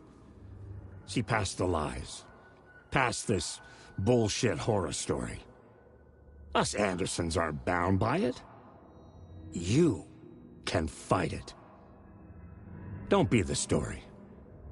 Make the story. It's true. I am a seer. I have a power. My mind place is more than I thought it was. This isn't my intuition. I'm seeing their thoughts. Is this why I know the truth about Logan? While everyone else forgot? You said you were my grandfather. If that's true, why wasn't I told about you? You were part of our fucked up family, way before this horror story. I was a shitty fucking dad to Freya. Your mom didn't deserve that. Not one bit. Things were said and done. Not a day goes by I haven't regretted it. But that fucking father of yours didn't make things any easier. I know Freya is gone. So I need to apologize to you. I am sorry, Saga. I can see he's sorry. Mom said she didn't want anything to do with my grandfather. And that my father died before I could remember. It all matches. Tor and Odin aren't part of my family. Mom wouldn't talk about my father. You knew him? Some doors are better left closed. Your dad was a complicated bastard. Always thinking too many steps ahead. That's not how we work. There was trouble, and then he was gone. I didn't handle it well. Freya didn't want anything to do with me after that. I can't blame her. I never knew my dad or my mom's family. So many broken relationships in my past. I won't lose mine. With Logan. With David. I won't stop until they're safe. You said you were a shitty father to my mom. Is that why she left? Freya never looked back. My girl was strong. Freya always thought our powers had a dangerous side. Odin and me did fuck with things that should not have been fucked with. Your mom had common sense. She raised you right. Kept you safe.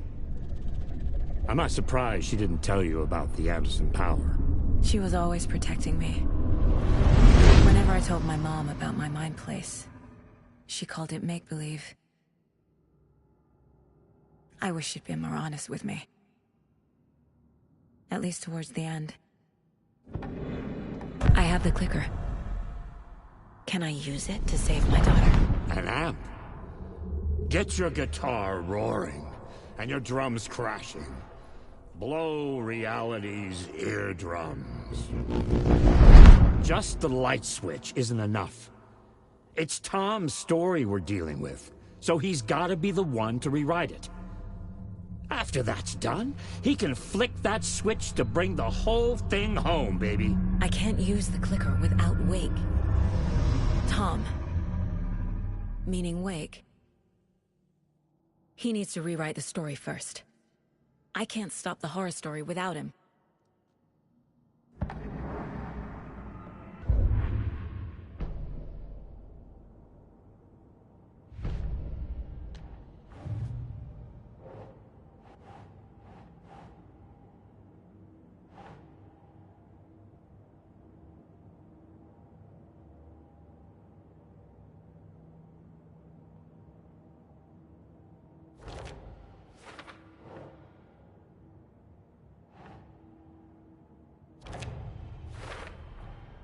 Wake needs to be the one to rewrite the ending. And I'll need to keep an eye on him.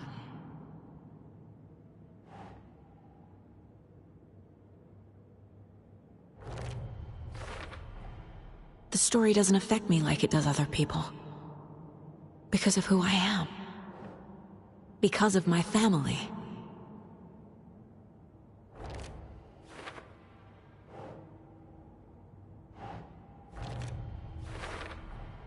Overlaps require pieces of art to enter. Is that because of the Dark Place's focus on art? There are literal overlaps between our world and the Dark Place. Did Wake name all these things?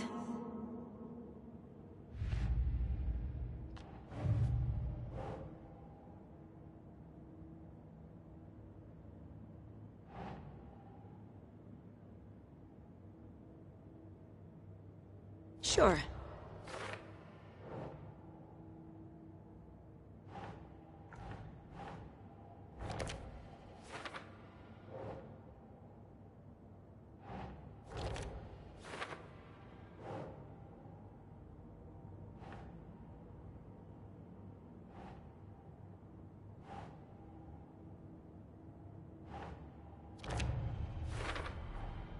The way Tor behaved? I'm surprised my mom hung around for as long as she did. But he is genuinely sorry.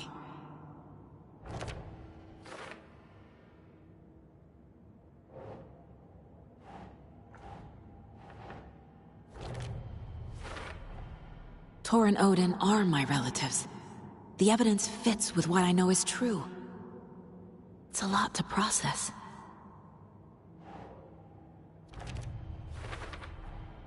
Tor and Odin can actually speak with me in my mind place, thanks to their own powers.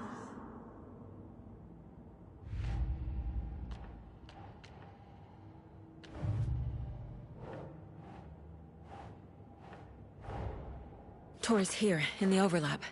Gotta find him and get the fuck out. Wake wrote Logan into the story. He had no right to use her like this. There is still time to make him fix it. I won't give him a choice.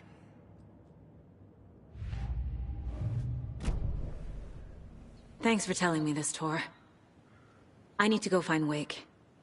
To stop this. The old gods of Asgard will be ready to help.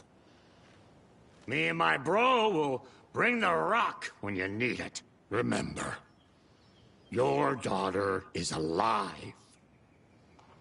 Just kept from you by this bullshit horror story. I needed to hear that. Thanks, Grandpa. Don't worry about me, kiddo.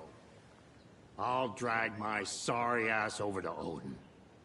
A few shots of the Andersons' finest will fix us both up. See you soon, Saga. The FBC is holding Wake at the sheriff's station. I need to make Agent Estevez understand. They have Wake and I have the clicker. We have to work together to stop this.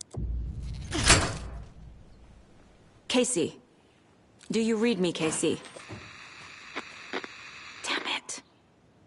Where are you, Casey? He better be okay. Focus, Saga. Get to the station, to Wake.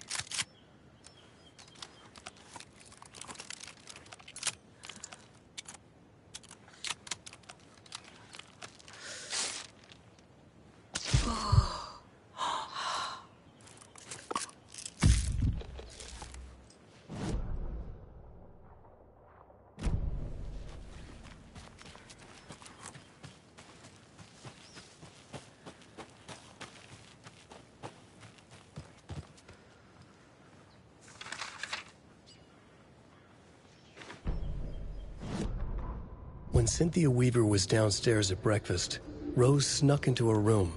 With all the lamps in the room, it took her a while to find the one with an angel. Luckily, the dream Alan had sent her had been very clear. Rose was certain that Cynthia would not miss one lamp. She had so many. Tonight, Rose would put the lamp in a shoebox and let it sink into the garden pond. That's what Alan wanted. That's how she could help him. The thought made her whole body buzz with joy. Cynthia knew the lamp was missing the very moment she came back to her room. She was overcome by grief. It had been Tom's lamp, one of the few things that reminded her of him. It had not worked in a long time with the cord severed and the light switch gone. But there are other kinds of lights than the ones we can see. The invisible light of the angel lamp had held Cynthia together all these years. With tears welling in her eyes, she didn't see the shadows shifting in the corners of her room.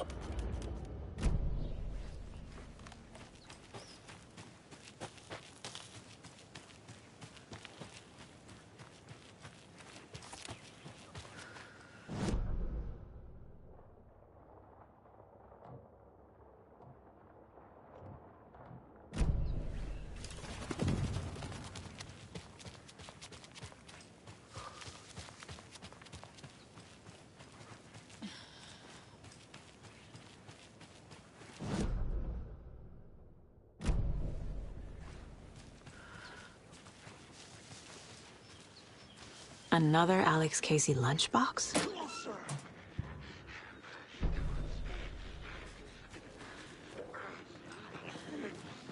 A lot of tourists this year.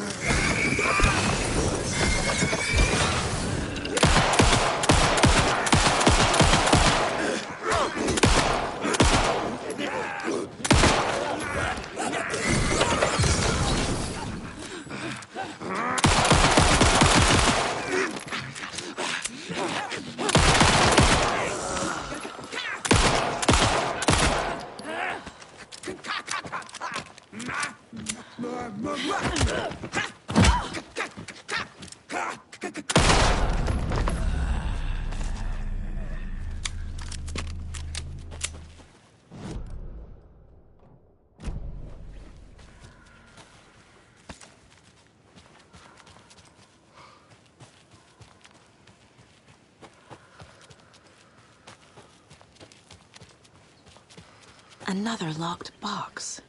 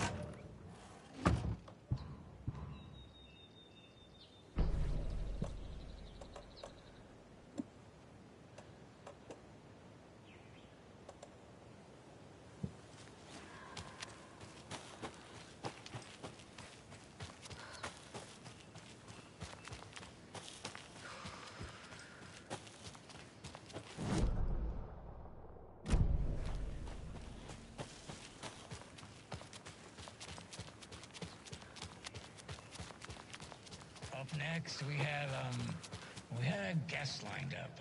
I have it written down here somewhere. What's this say? Jim Figgemore. Every night was bingo night at the Valhalla nursing home. Each time Rose drew a ball from the cage and called out its number, some of the residents shouted bingo, no matter what was on their cards. Some of them sat mute, their cards full, never calling out. Some of them would try to steal the ball from her. Some of them would chastise the others for acting out. It was like herding a clouder of cats. Rose didn't mind. She liked cats. She knew she was where she was supposed to be, with her little Vikings, waiting for the hero to come. Tonight, the residents were restless, more so than usual. Ahti was wearing Blum's coveralls again. Tor stood by the phone. Too late. Rose saw the hammer in his hand. The garden lights started to flicker, the darkness and rain pressing against the windows. The time drew nigh. Now, is that one of Mandy May's kids? Alan fucking Wake Pat, the writer. You've talked about him on the show. He disappeared years ago. Disappeared, you say? Okay, this is all coming together now. See, people were calling in about Wendy Davis going missing, but it sounds like they have her confused with this Alan Walker.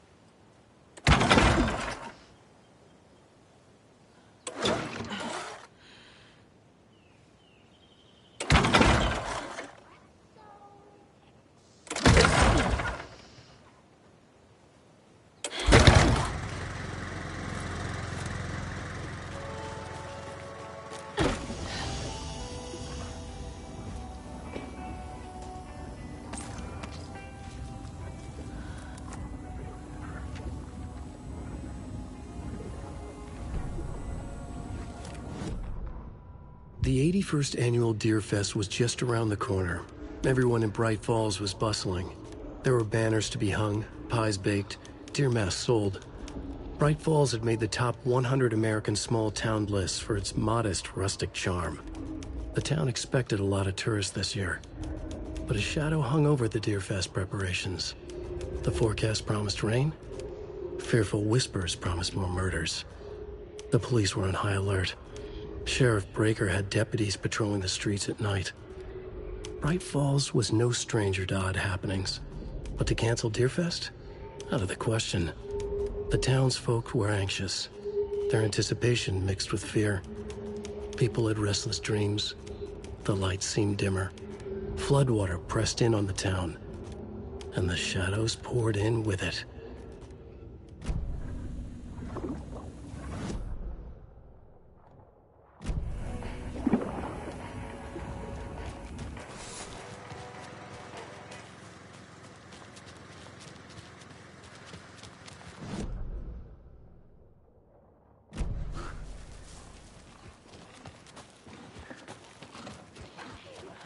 World is all smiles.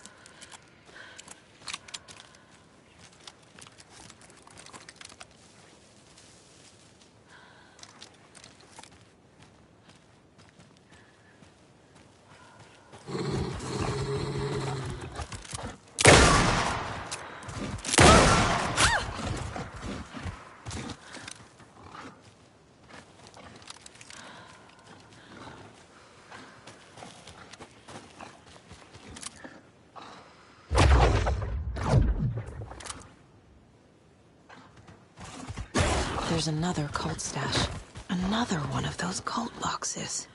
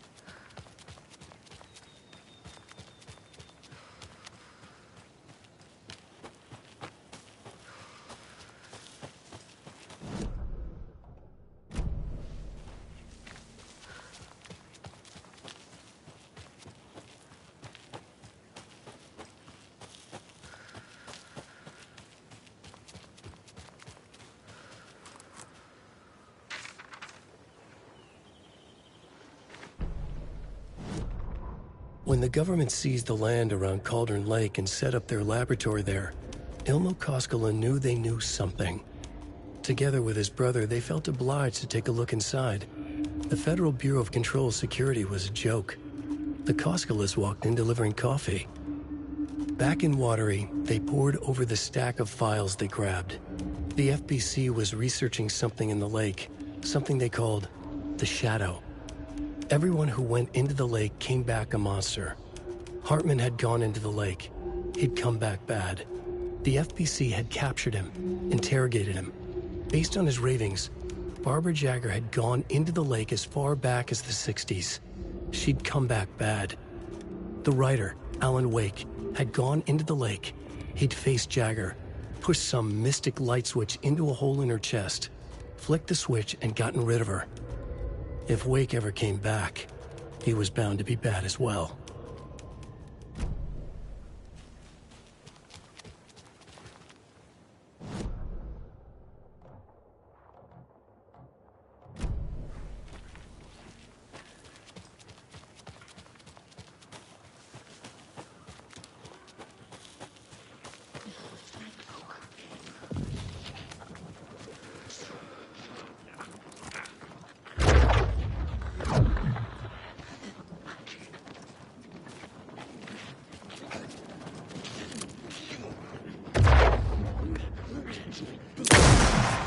sacrifices!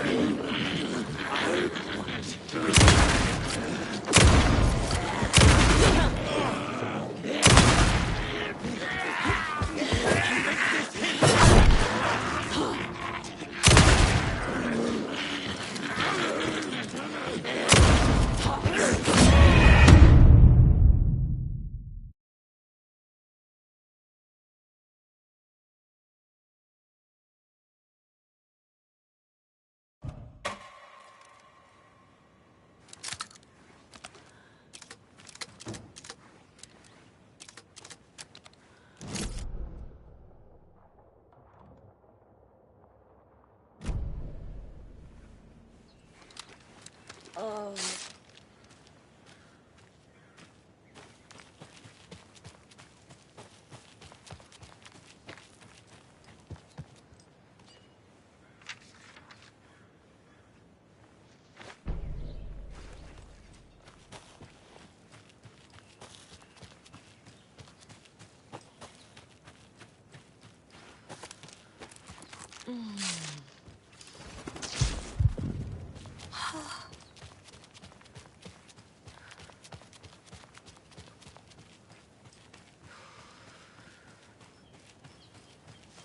Another Alex Casey lunchbox?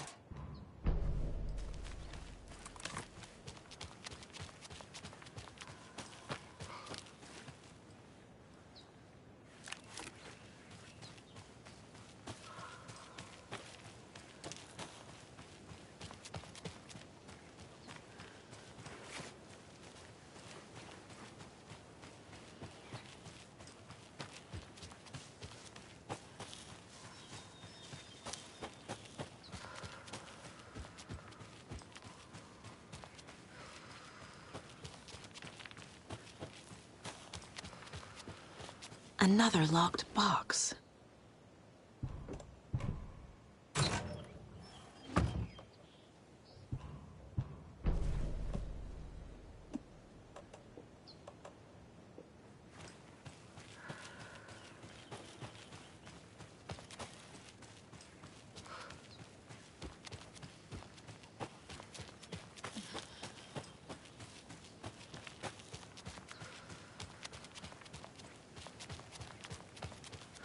Up next, we had a guest lined up. I have it written down here somewhere. What's this say? Jim Figamore. Figamore? Figamore. I know that name from somewhere, but... Oh, the lion's lighting up. It's Terry. I'm at the Elderwood Palace Lodge and there's been a shootout.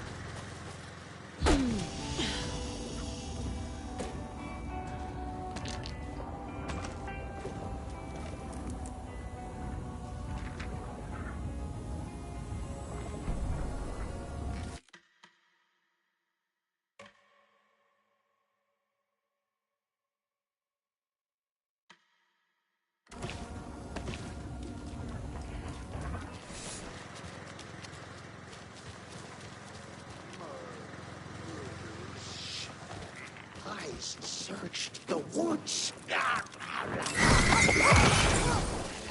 Fork! Promised rain!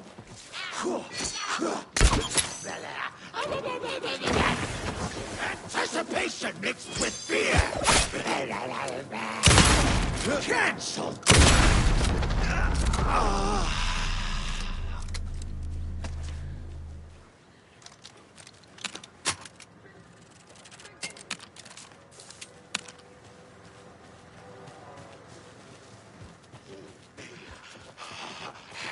Hatchet. First and...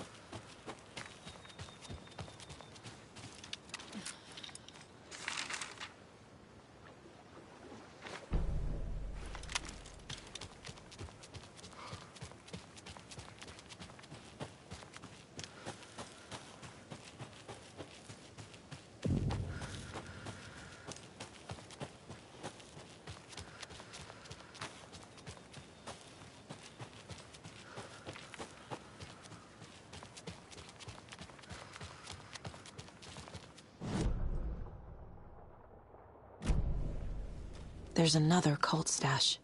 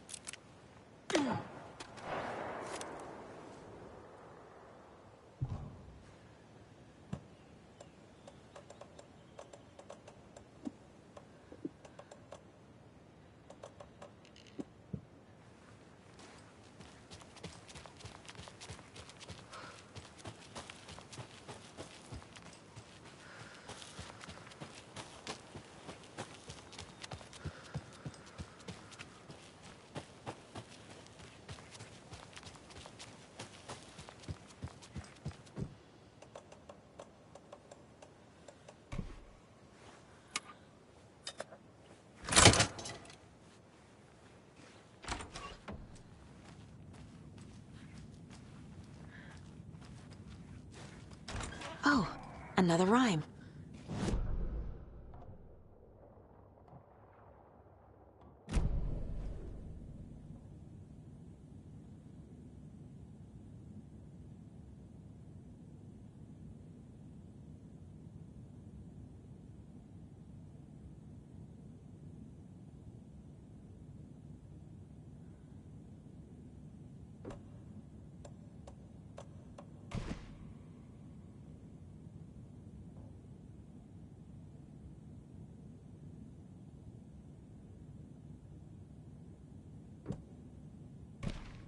Okay.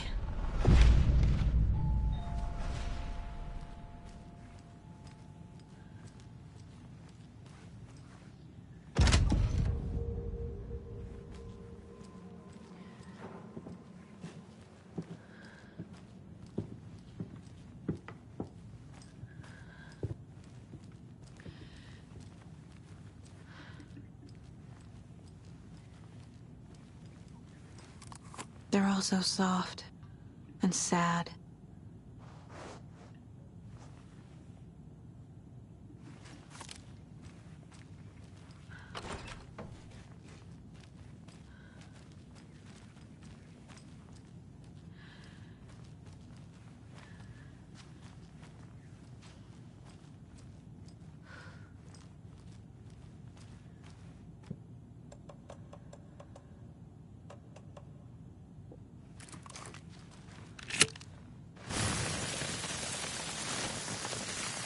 A charm, my bracelet.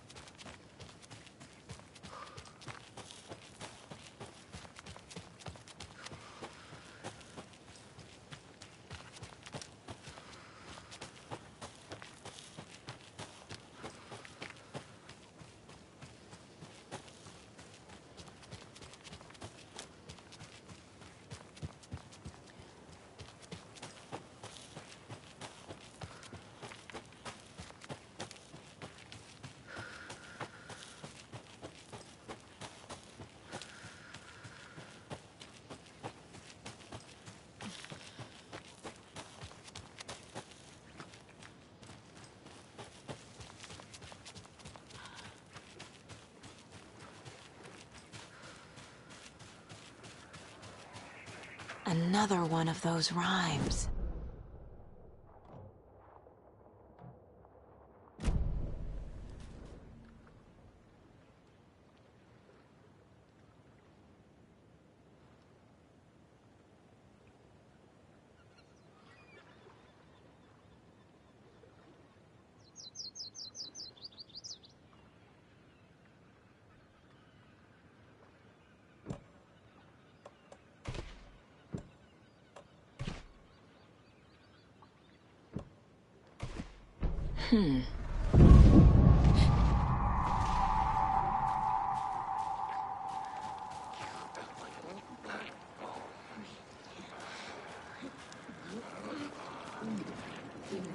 Forecast promised rain.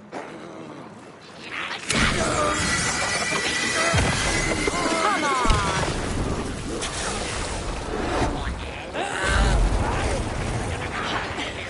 That's good!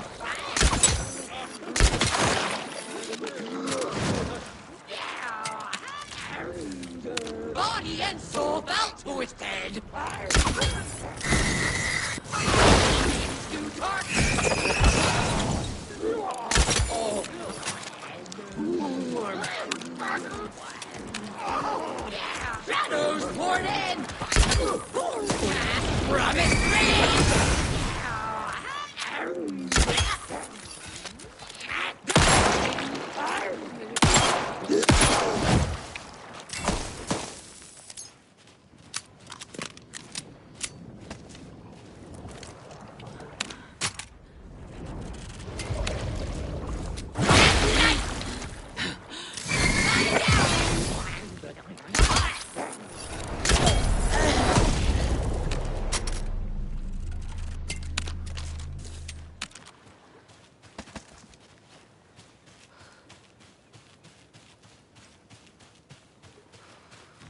can never have too many charms.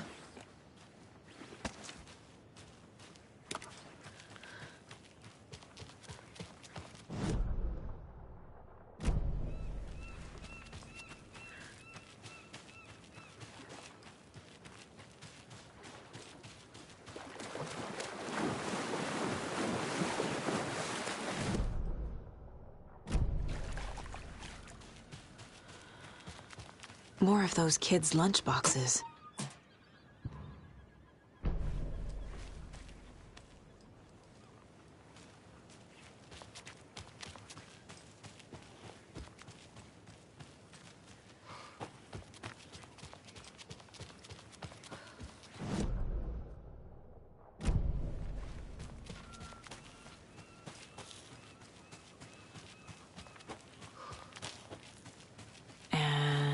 Another lunchbox.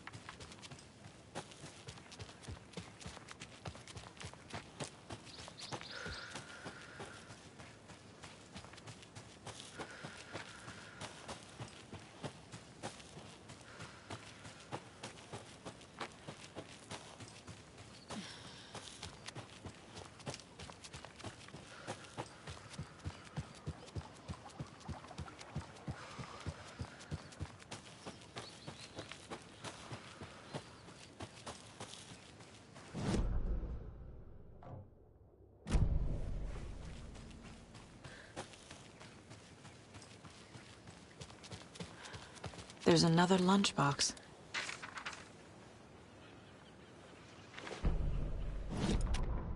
Rose woke up from another dream from her idol. Another message. All through her morning routine, she was humming happily. So happily, she realized she was starting to forget what Alan had told her. Something about a hero who would come to save them all. And the hero... Rose frowned.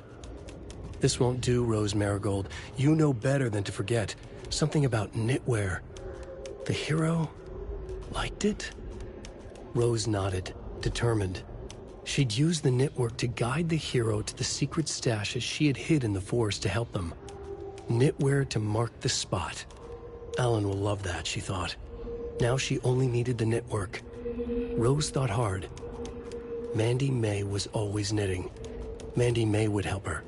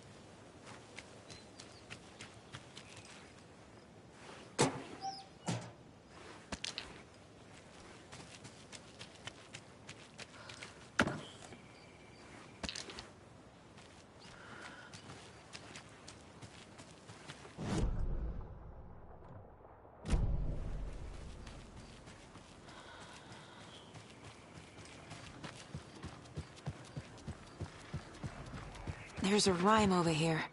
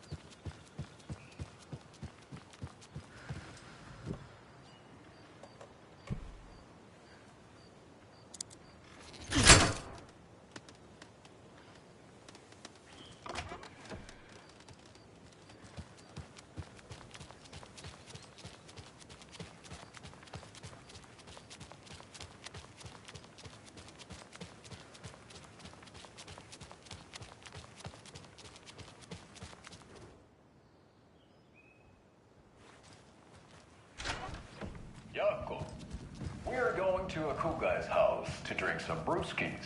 Are you coming? No, Ilmo. I'm very busy wearing a turtleneck and drinking wine. Like an asshole. Oh dear, I know what Jaakko needs. I'm a beer to the rescue. Bring out your inner Wolverine with Armor Beer.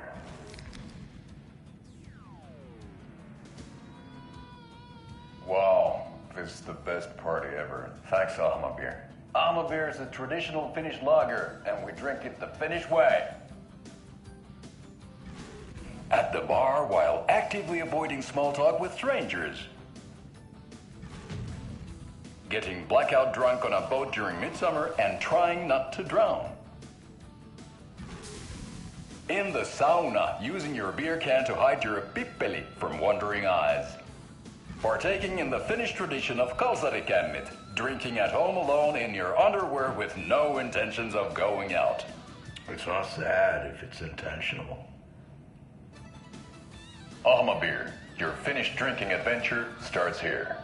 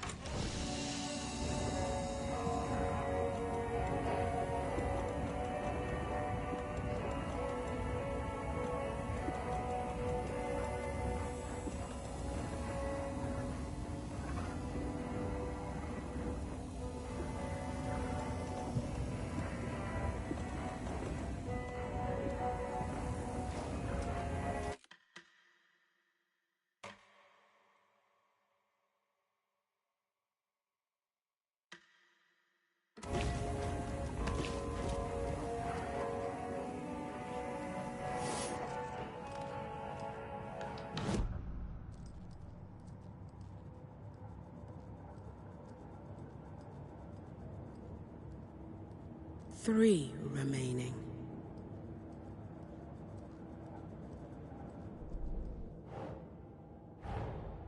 Get the clicker to Wake and make him fix his attempt to play God. That's the plan. But the FBC have him.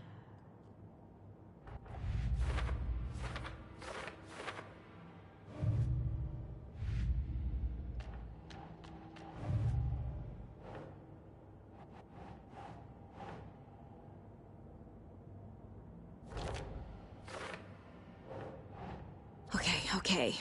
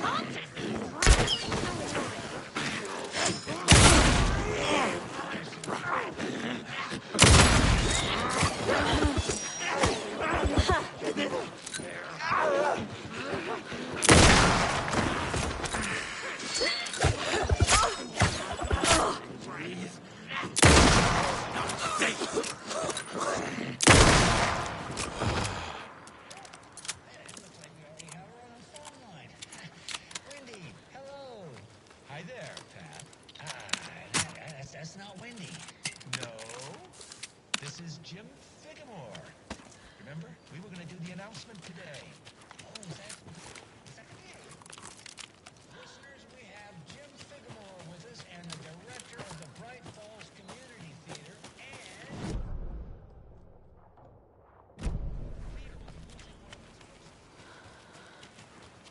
Look at that. Another charm.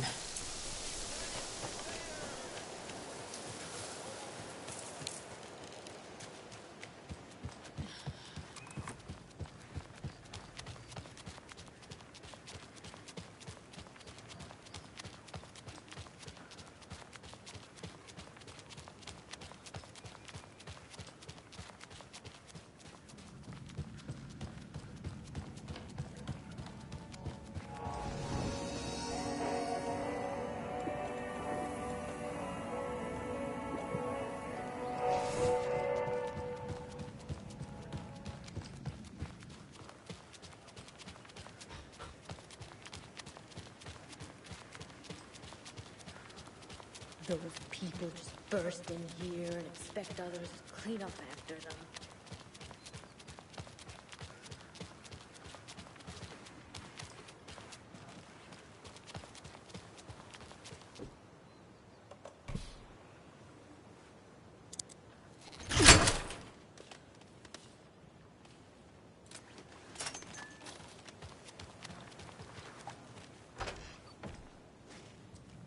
Another one of those cult boxes.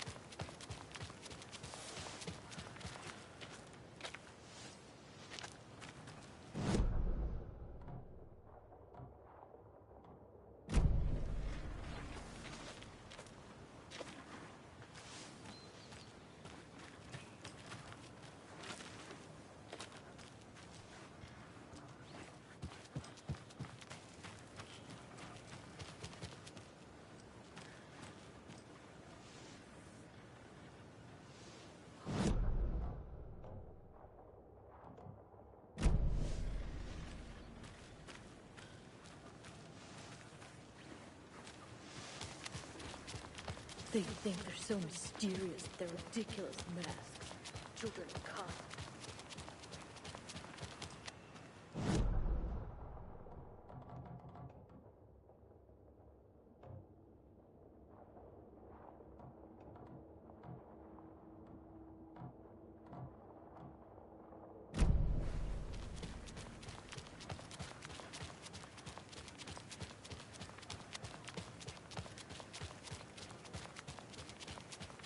She wouldn't just wander off and not tell us. Especially after all the weirdness at the lodge. I'm worried, Jules. Well, I'm fucking worried too. You just had to follow some stupid internet rumors and solve the riddle of Bright Falls. You didn't have to come.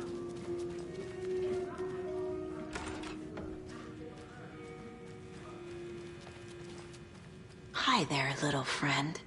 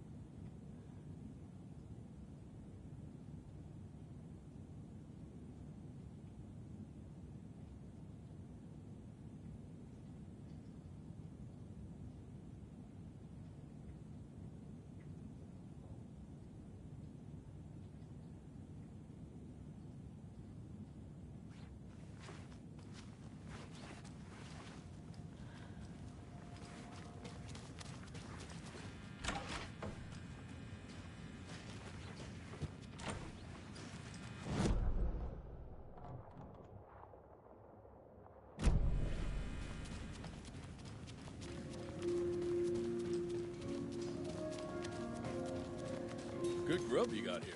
I'm glad to hear it. So what do you think that whole thing at the lodge was about? Setter is better. It's better not to get mixed up with that bunch. Ah, so you do know something after all. You remember how it went last time? The sacrifices we made? Another one of those lunchboxes.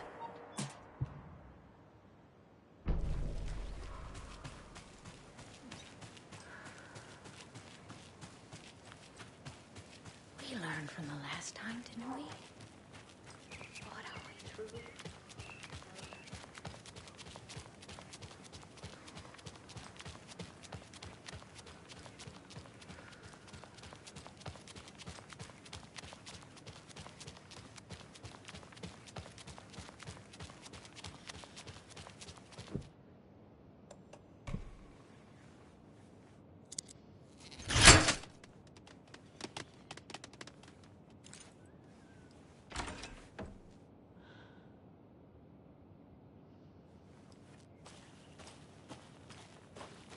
Another cult stash?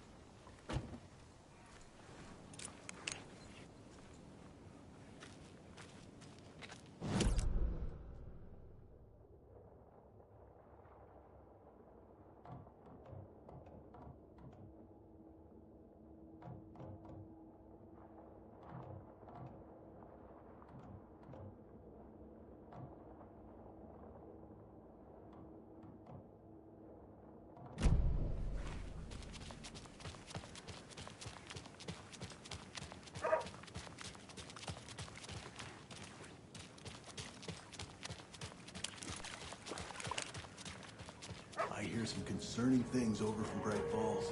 You mean that horrible affair at the lodge? Why is everyone running around shooting at everything Oh! nowadays? Hello, Mayor Setter. Nice to meet you.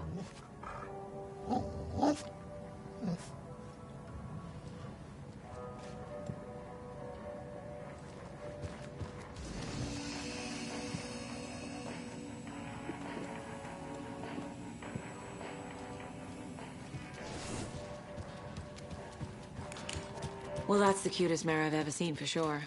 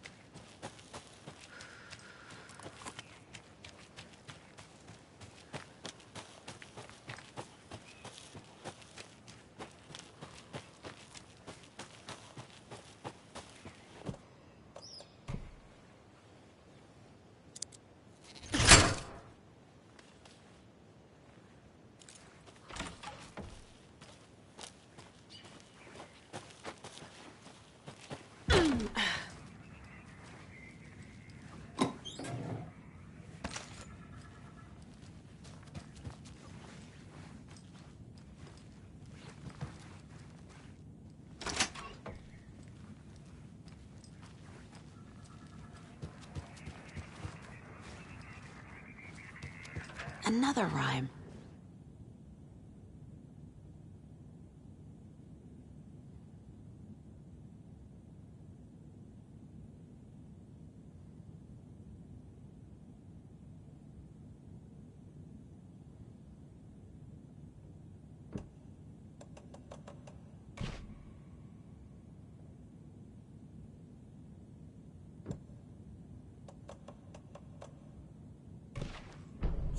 Yeah. Impending darkness. Mask detection.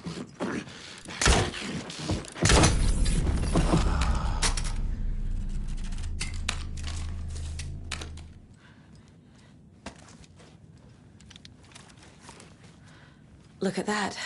Another charm.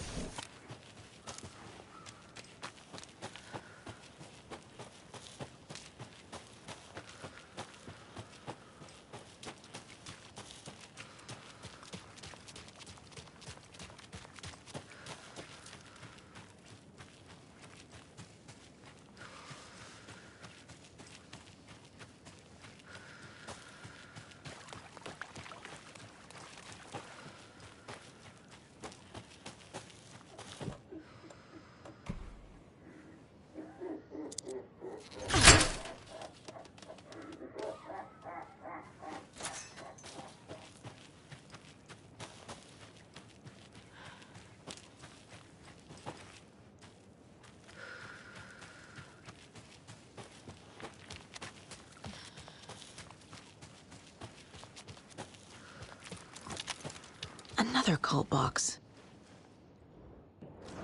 Wearing bums. Coveralls again.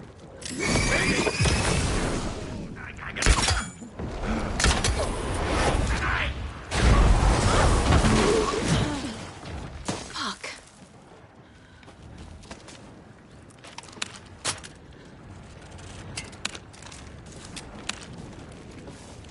Sim fun.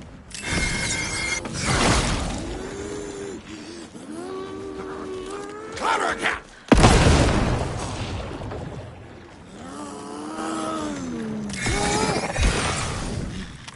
In custody!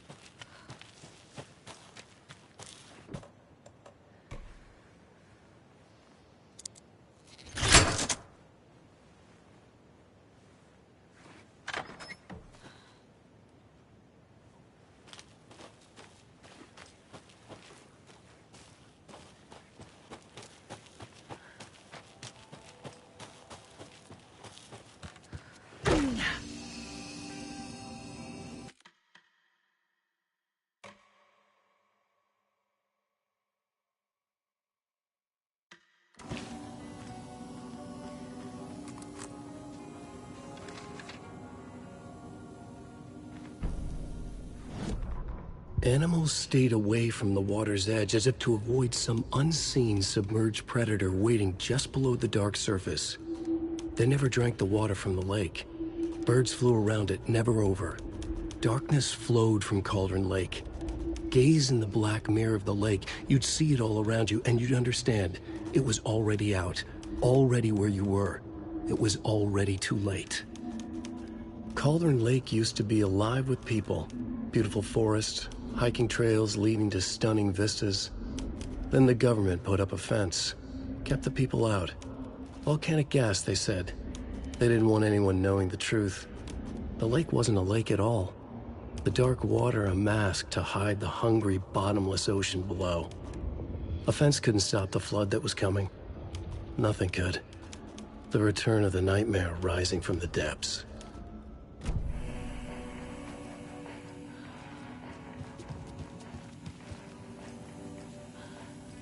Another locked box.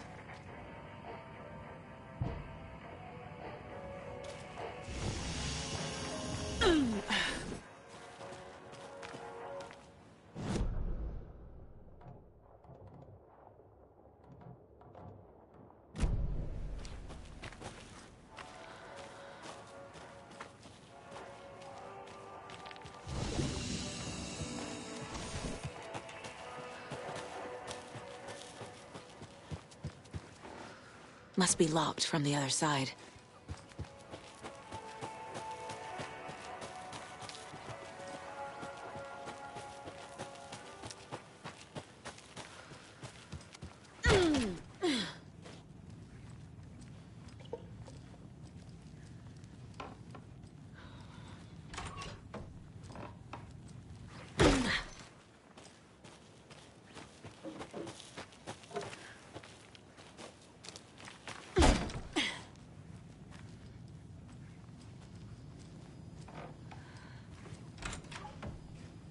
Another Alex Casey lunchbox?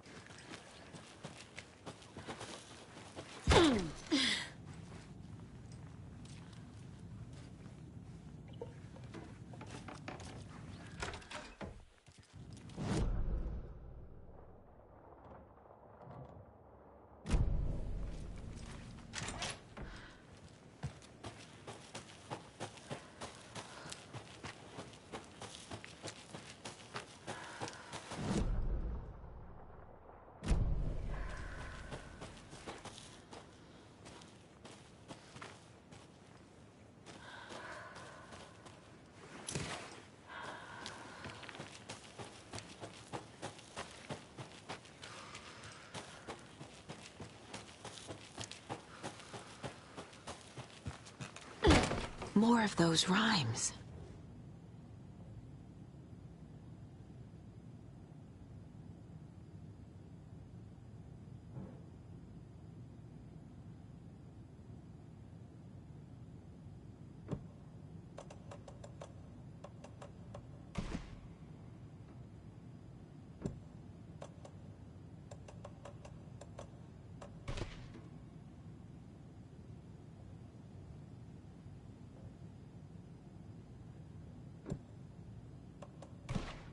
Right.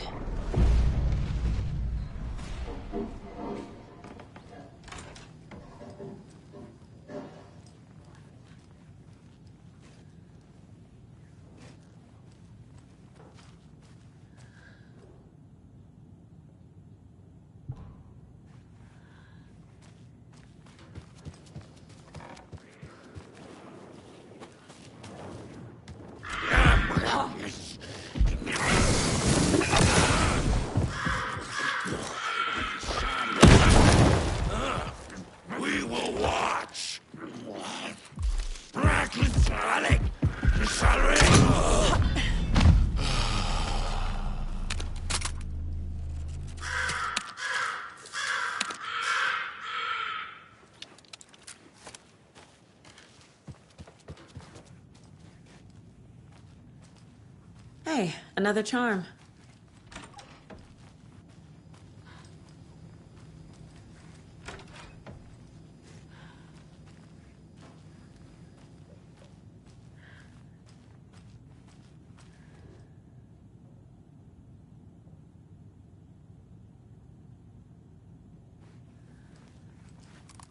Hello, dear.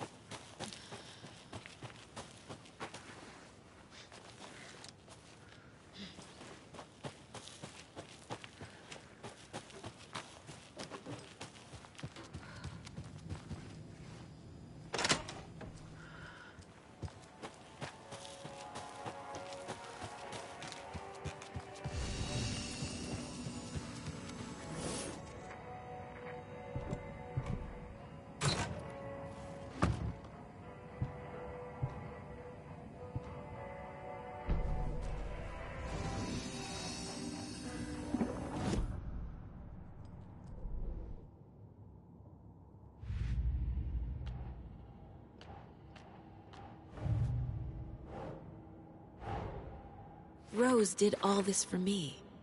She completely believes that I am the hero in Wake's story. She should be a bit more critical of a person who tries to control people's lives.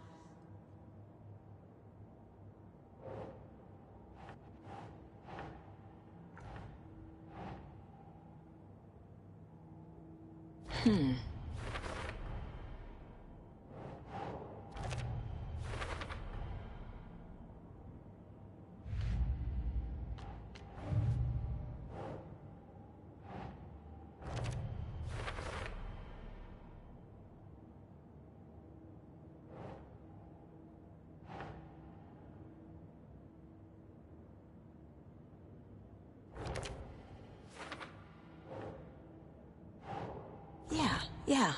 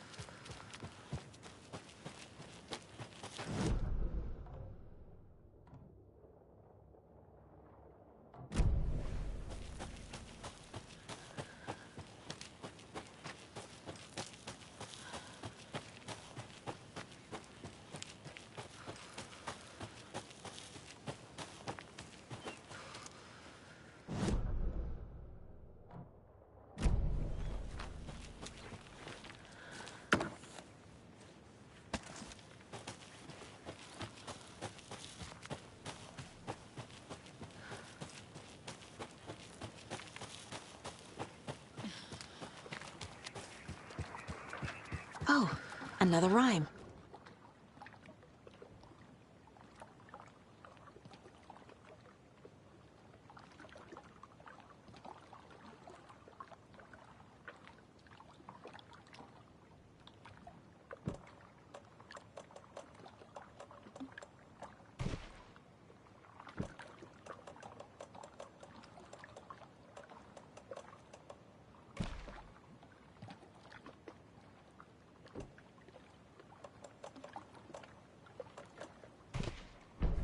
Okay. Okay, then.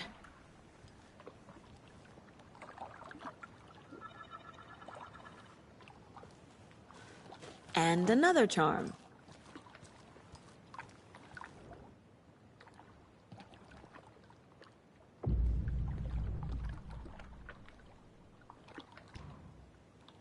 Witchfinder's Station. I've been there before. Worth checking out.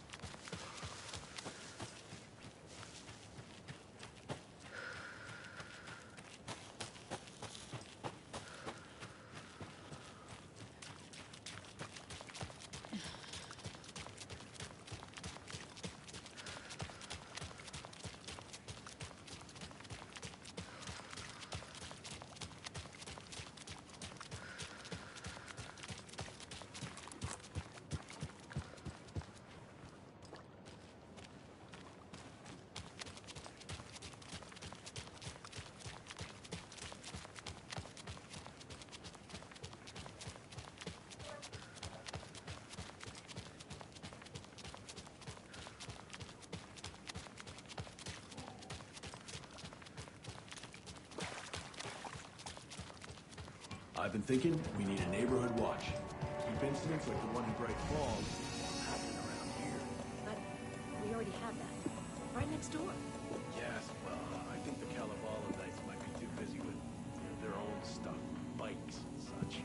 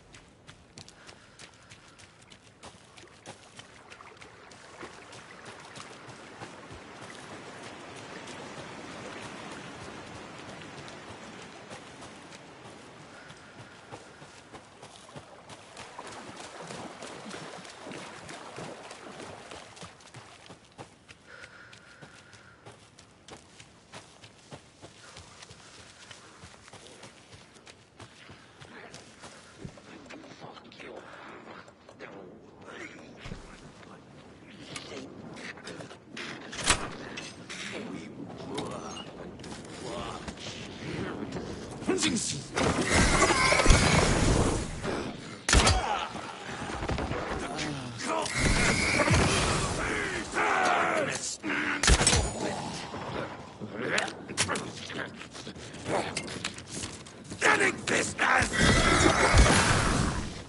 Hey, wait!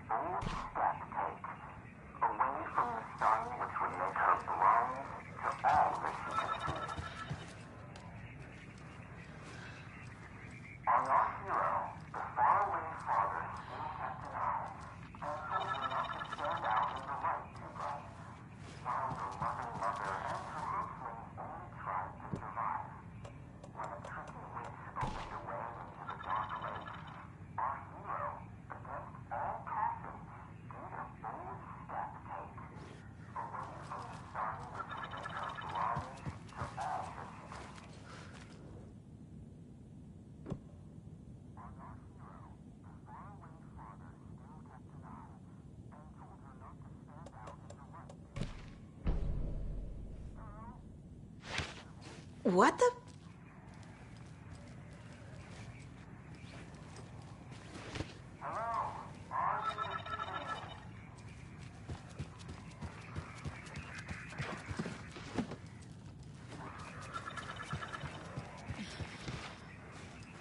I'm talking to you, ma'am. Who is this? How do you know I'm here? I've been monitoring your incessant tampering with my project. You have made some advantageous progress, however. What project? What project? So you've just been playing around with my test arrangements with absolutely no understanding of their function. The hubris. Indeed. But your interference with my research has come to its conclusion, and I'm interested to see the results. The trick, I believe, is in the manifestation of the nursery rhymes, art becoming reality, the doorway being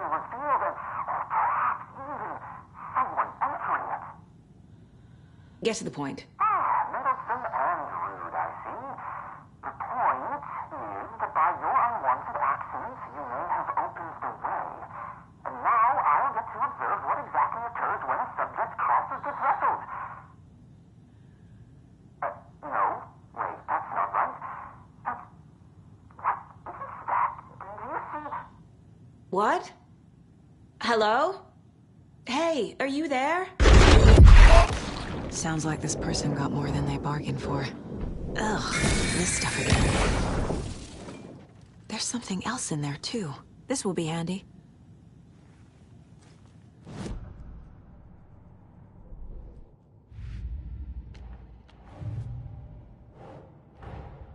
What if I take the weird doll to the place it's not supposed to go?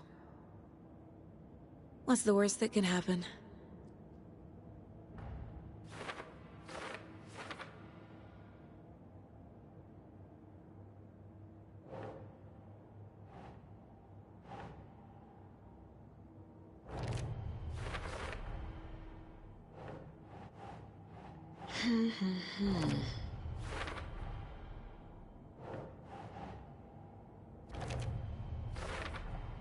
They're actually kind of cute the longer you look at them. There's a lesson here. Probably something about hubris. Man in lab coat messes around and finds out. Called it.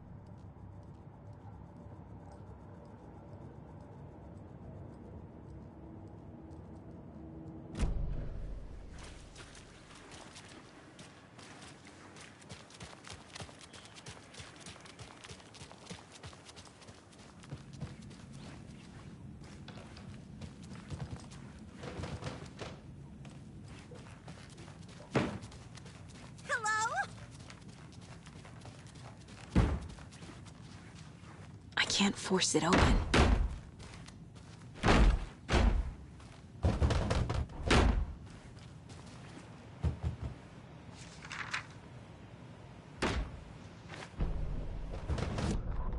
Ed hadn't been the same since his latest show had closed.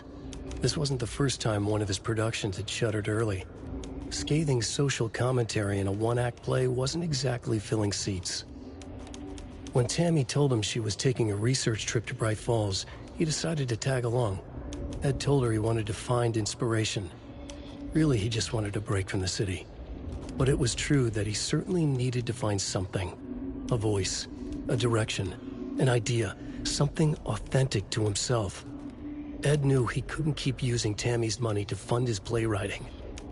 After the argument with Tammy, Ed stormed out of the diner and drove their rental car back to Cauldron Lake to prove a point. Now standing in the dark woods, the sun hidden by the trees, Ed wished he could remember what that point was. Something about masculinity. He cursed at himself and turned to go. Suddenly, he was blinded by a light in his face. Voices shouted and hands pushed him to the ground. Ed struggled, in vain.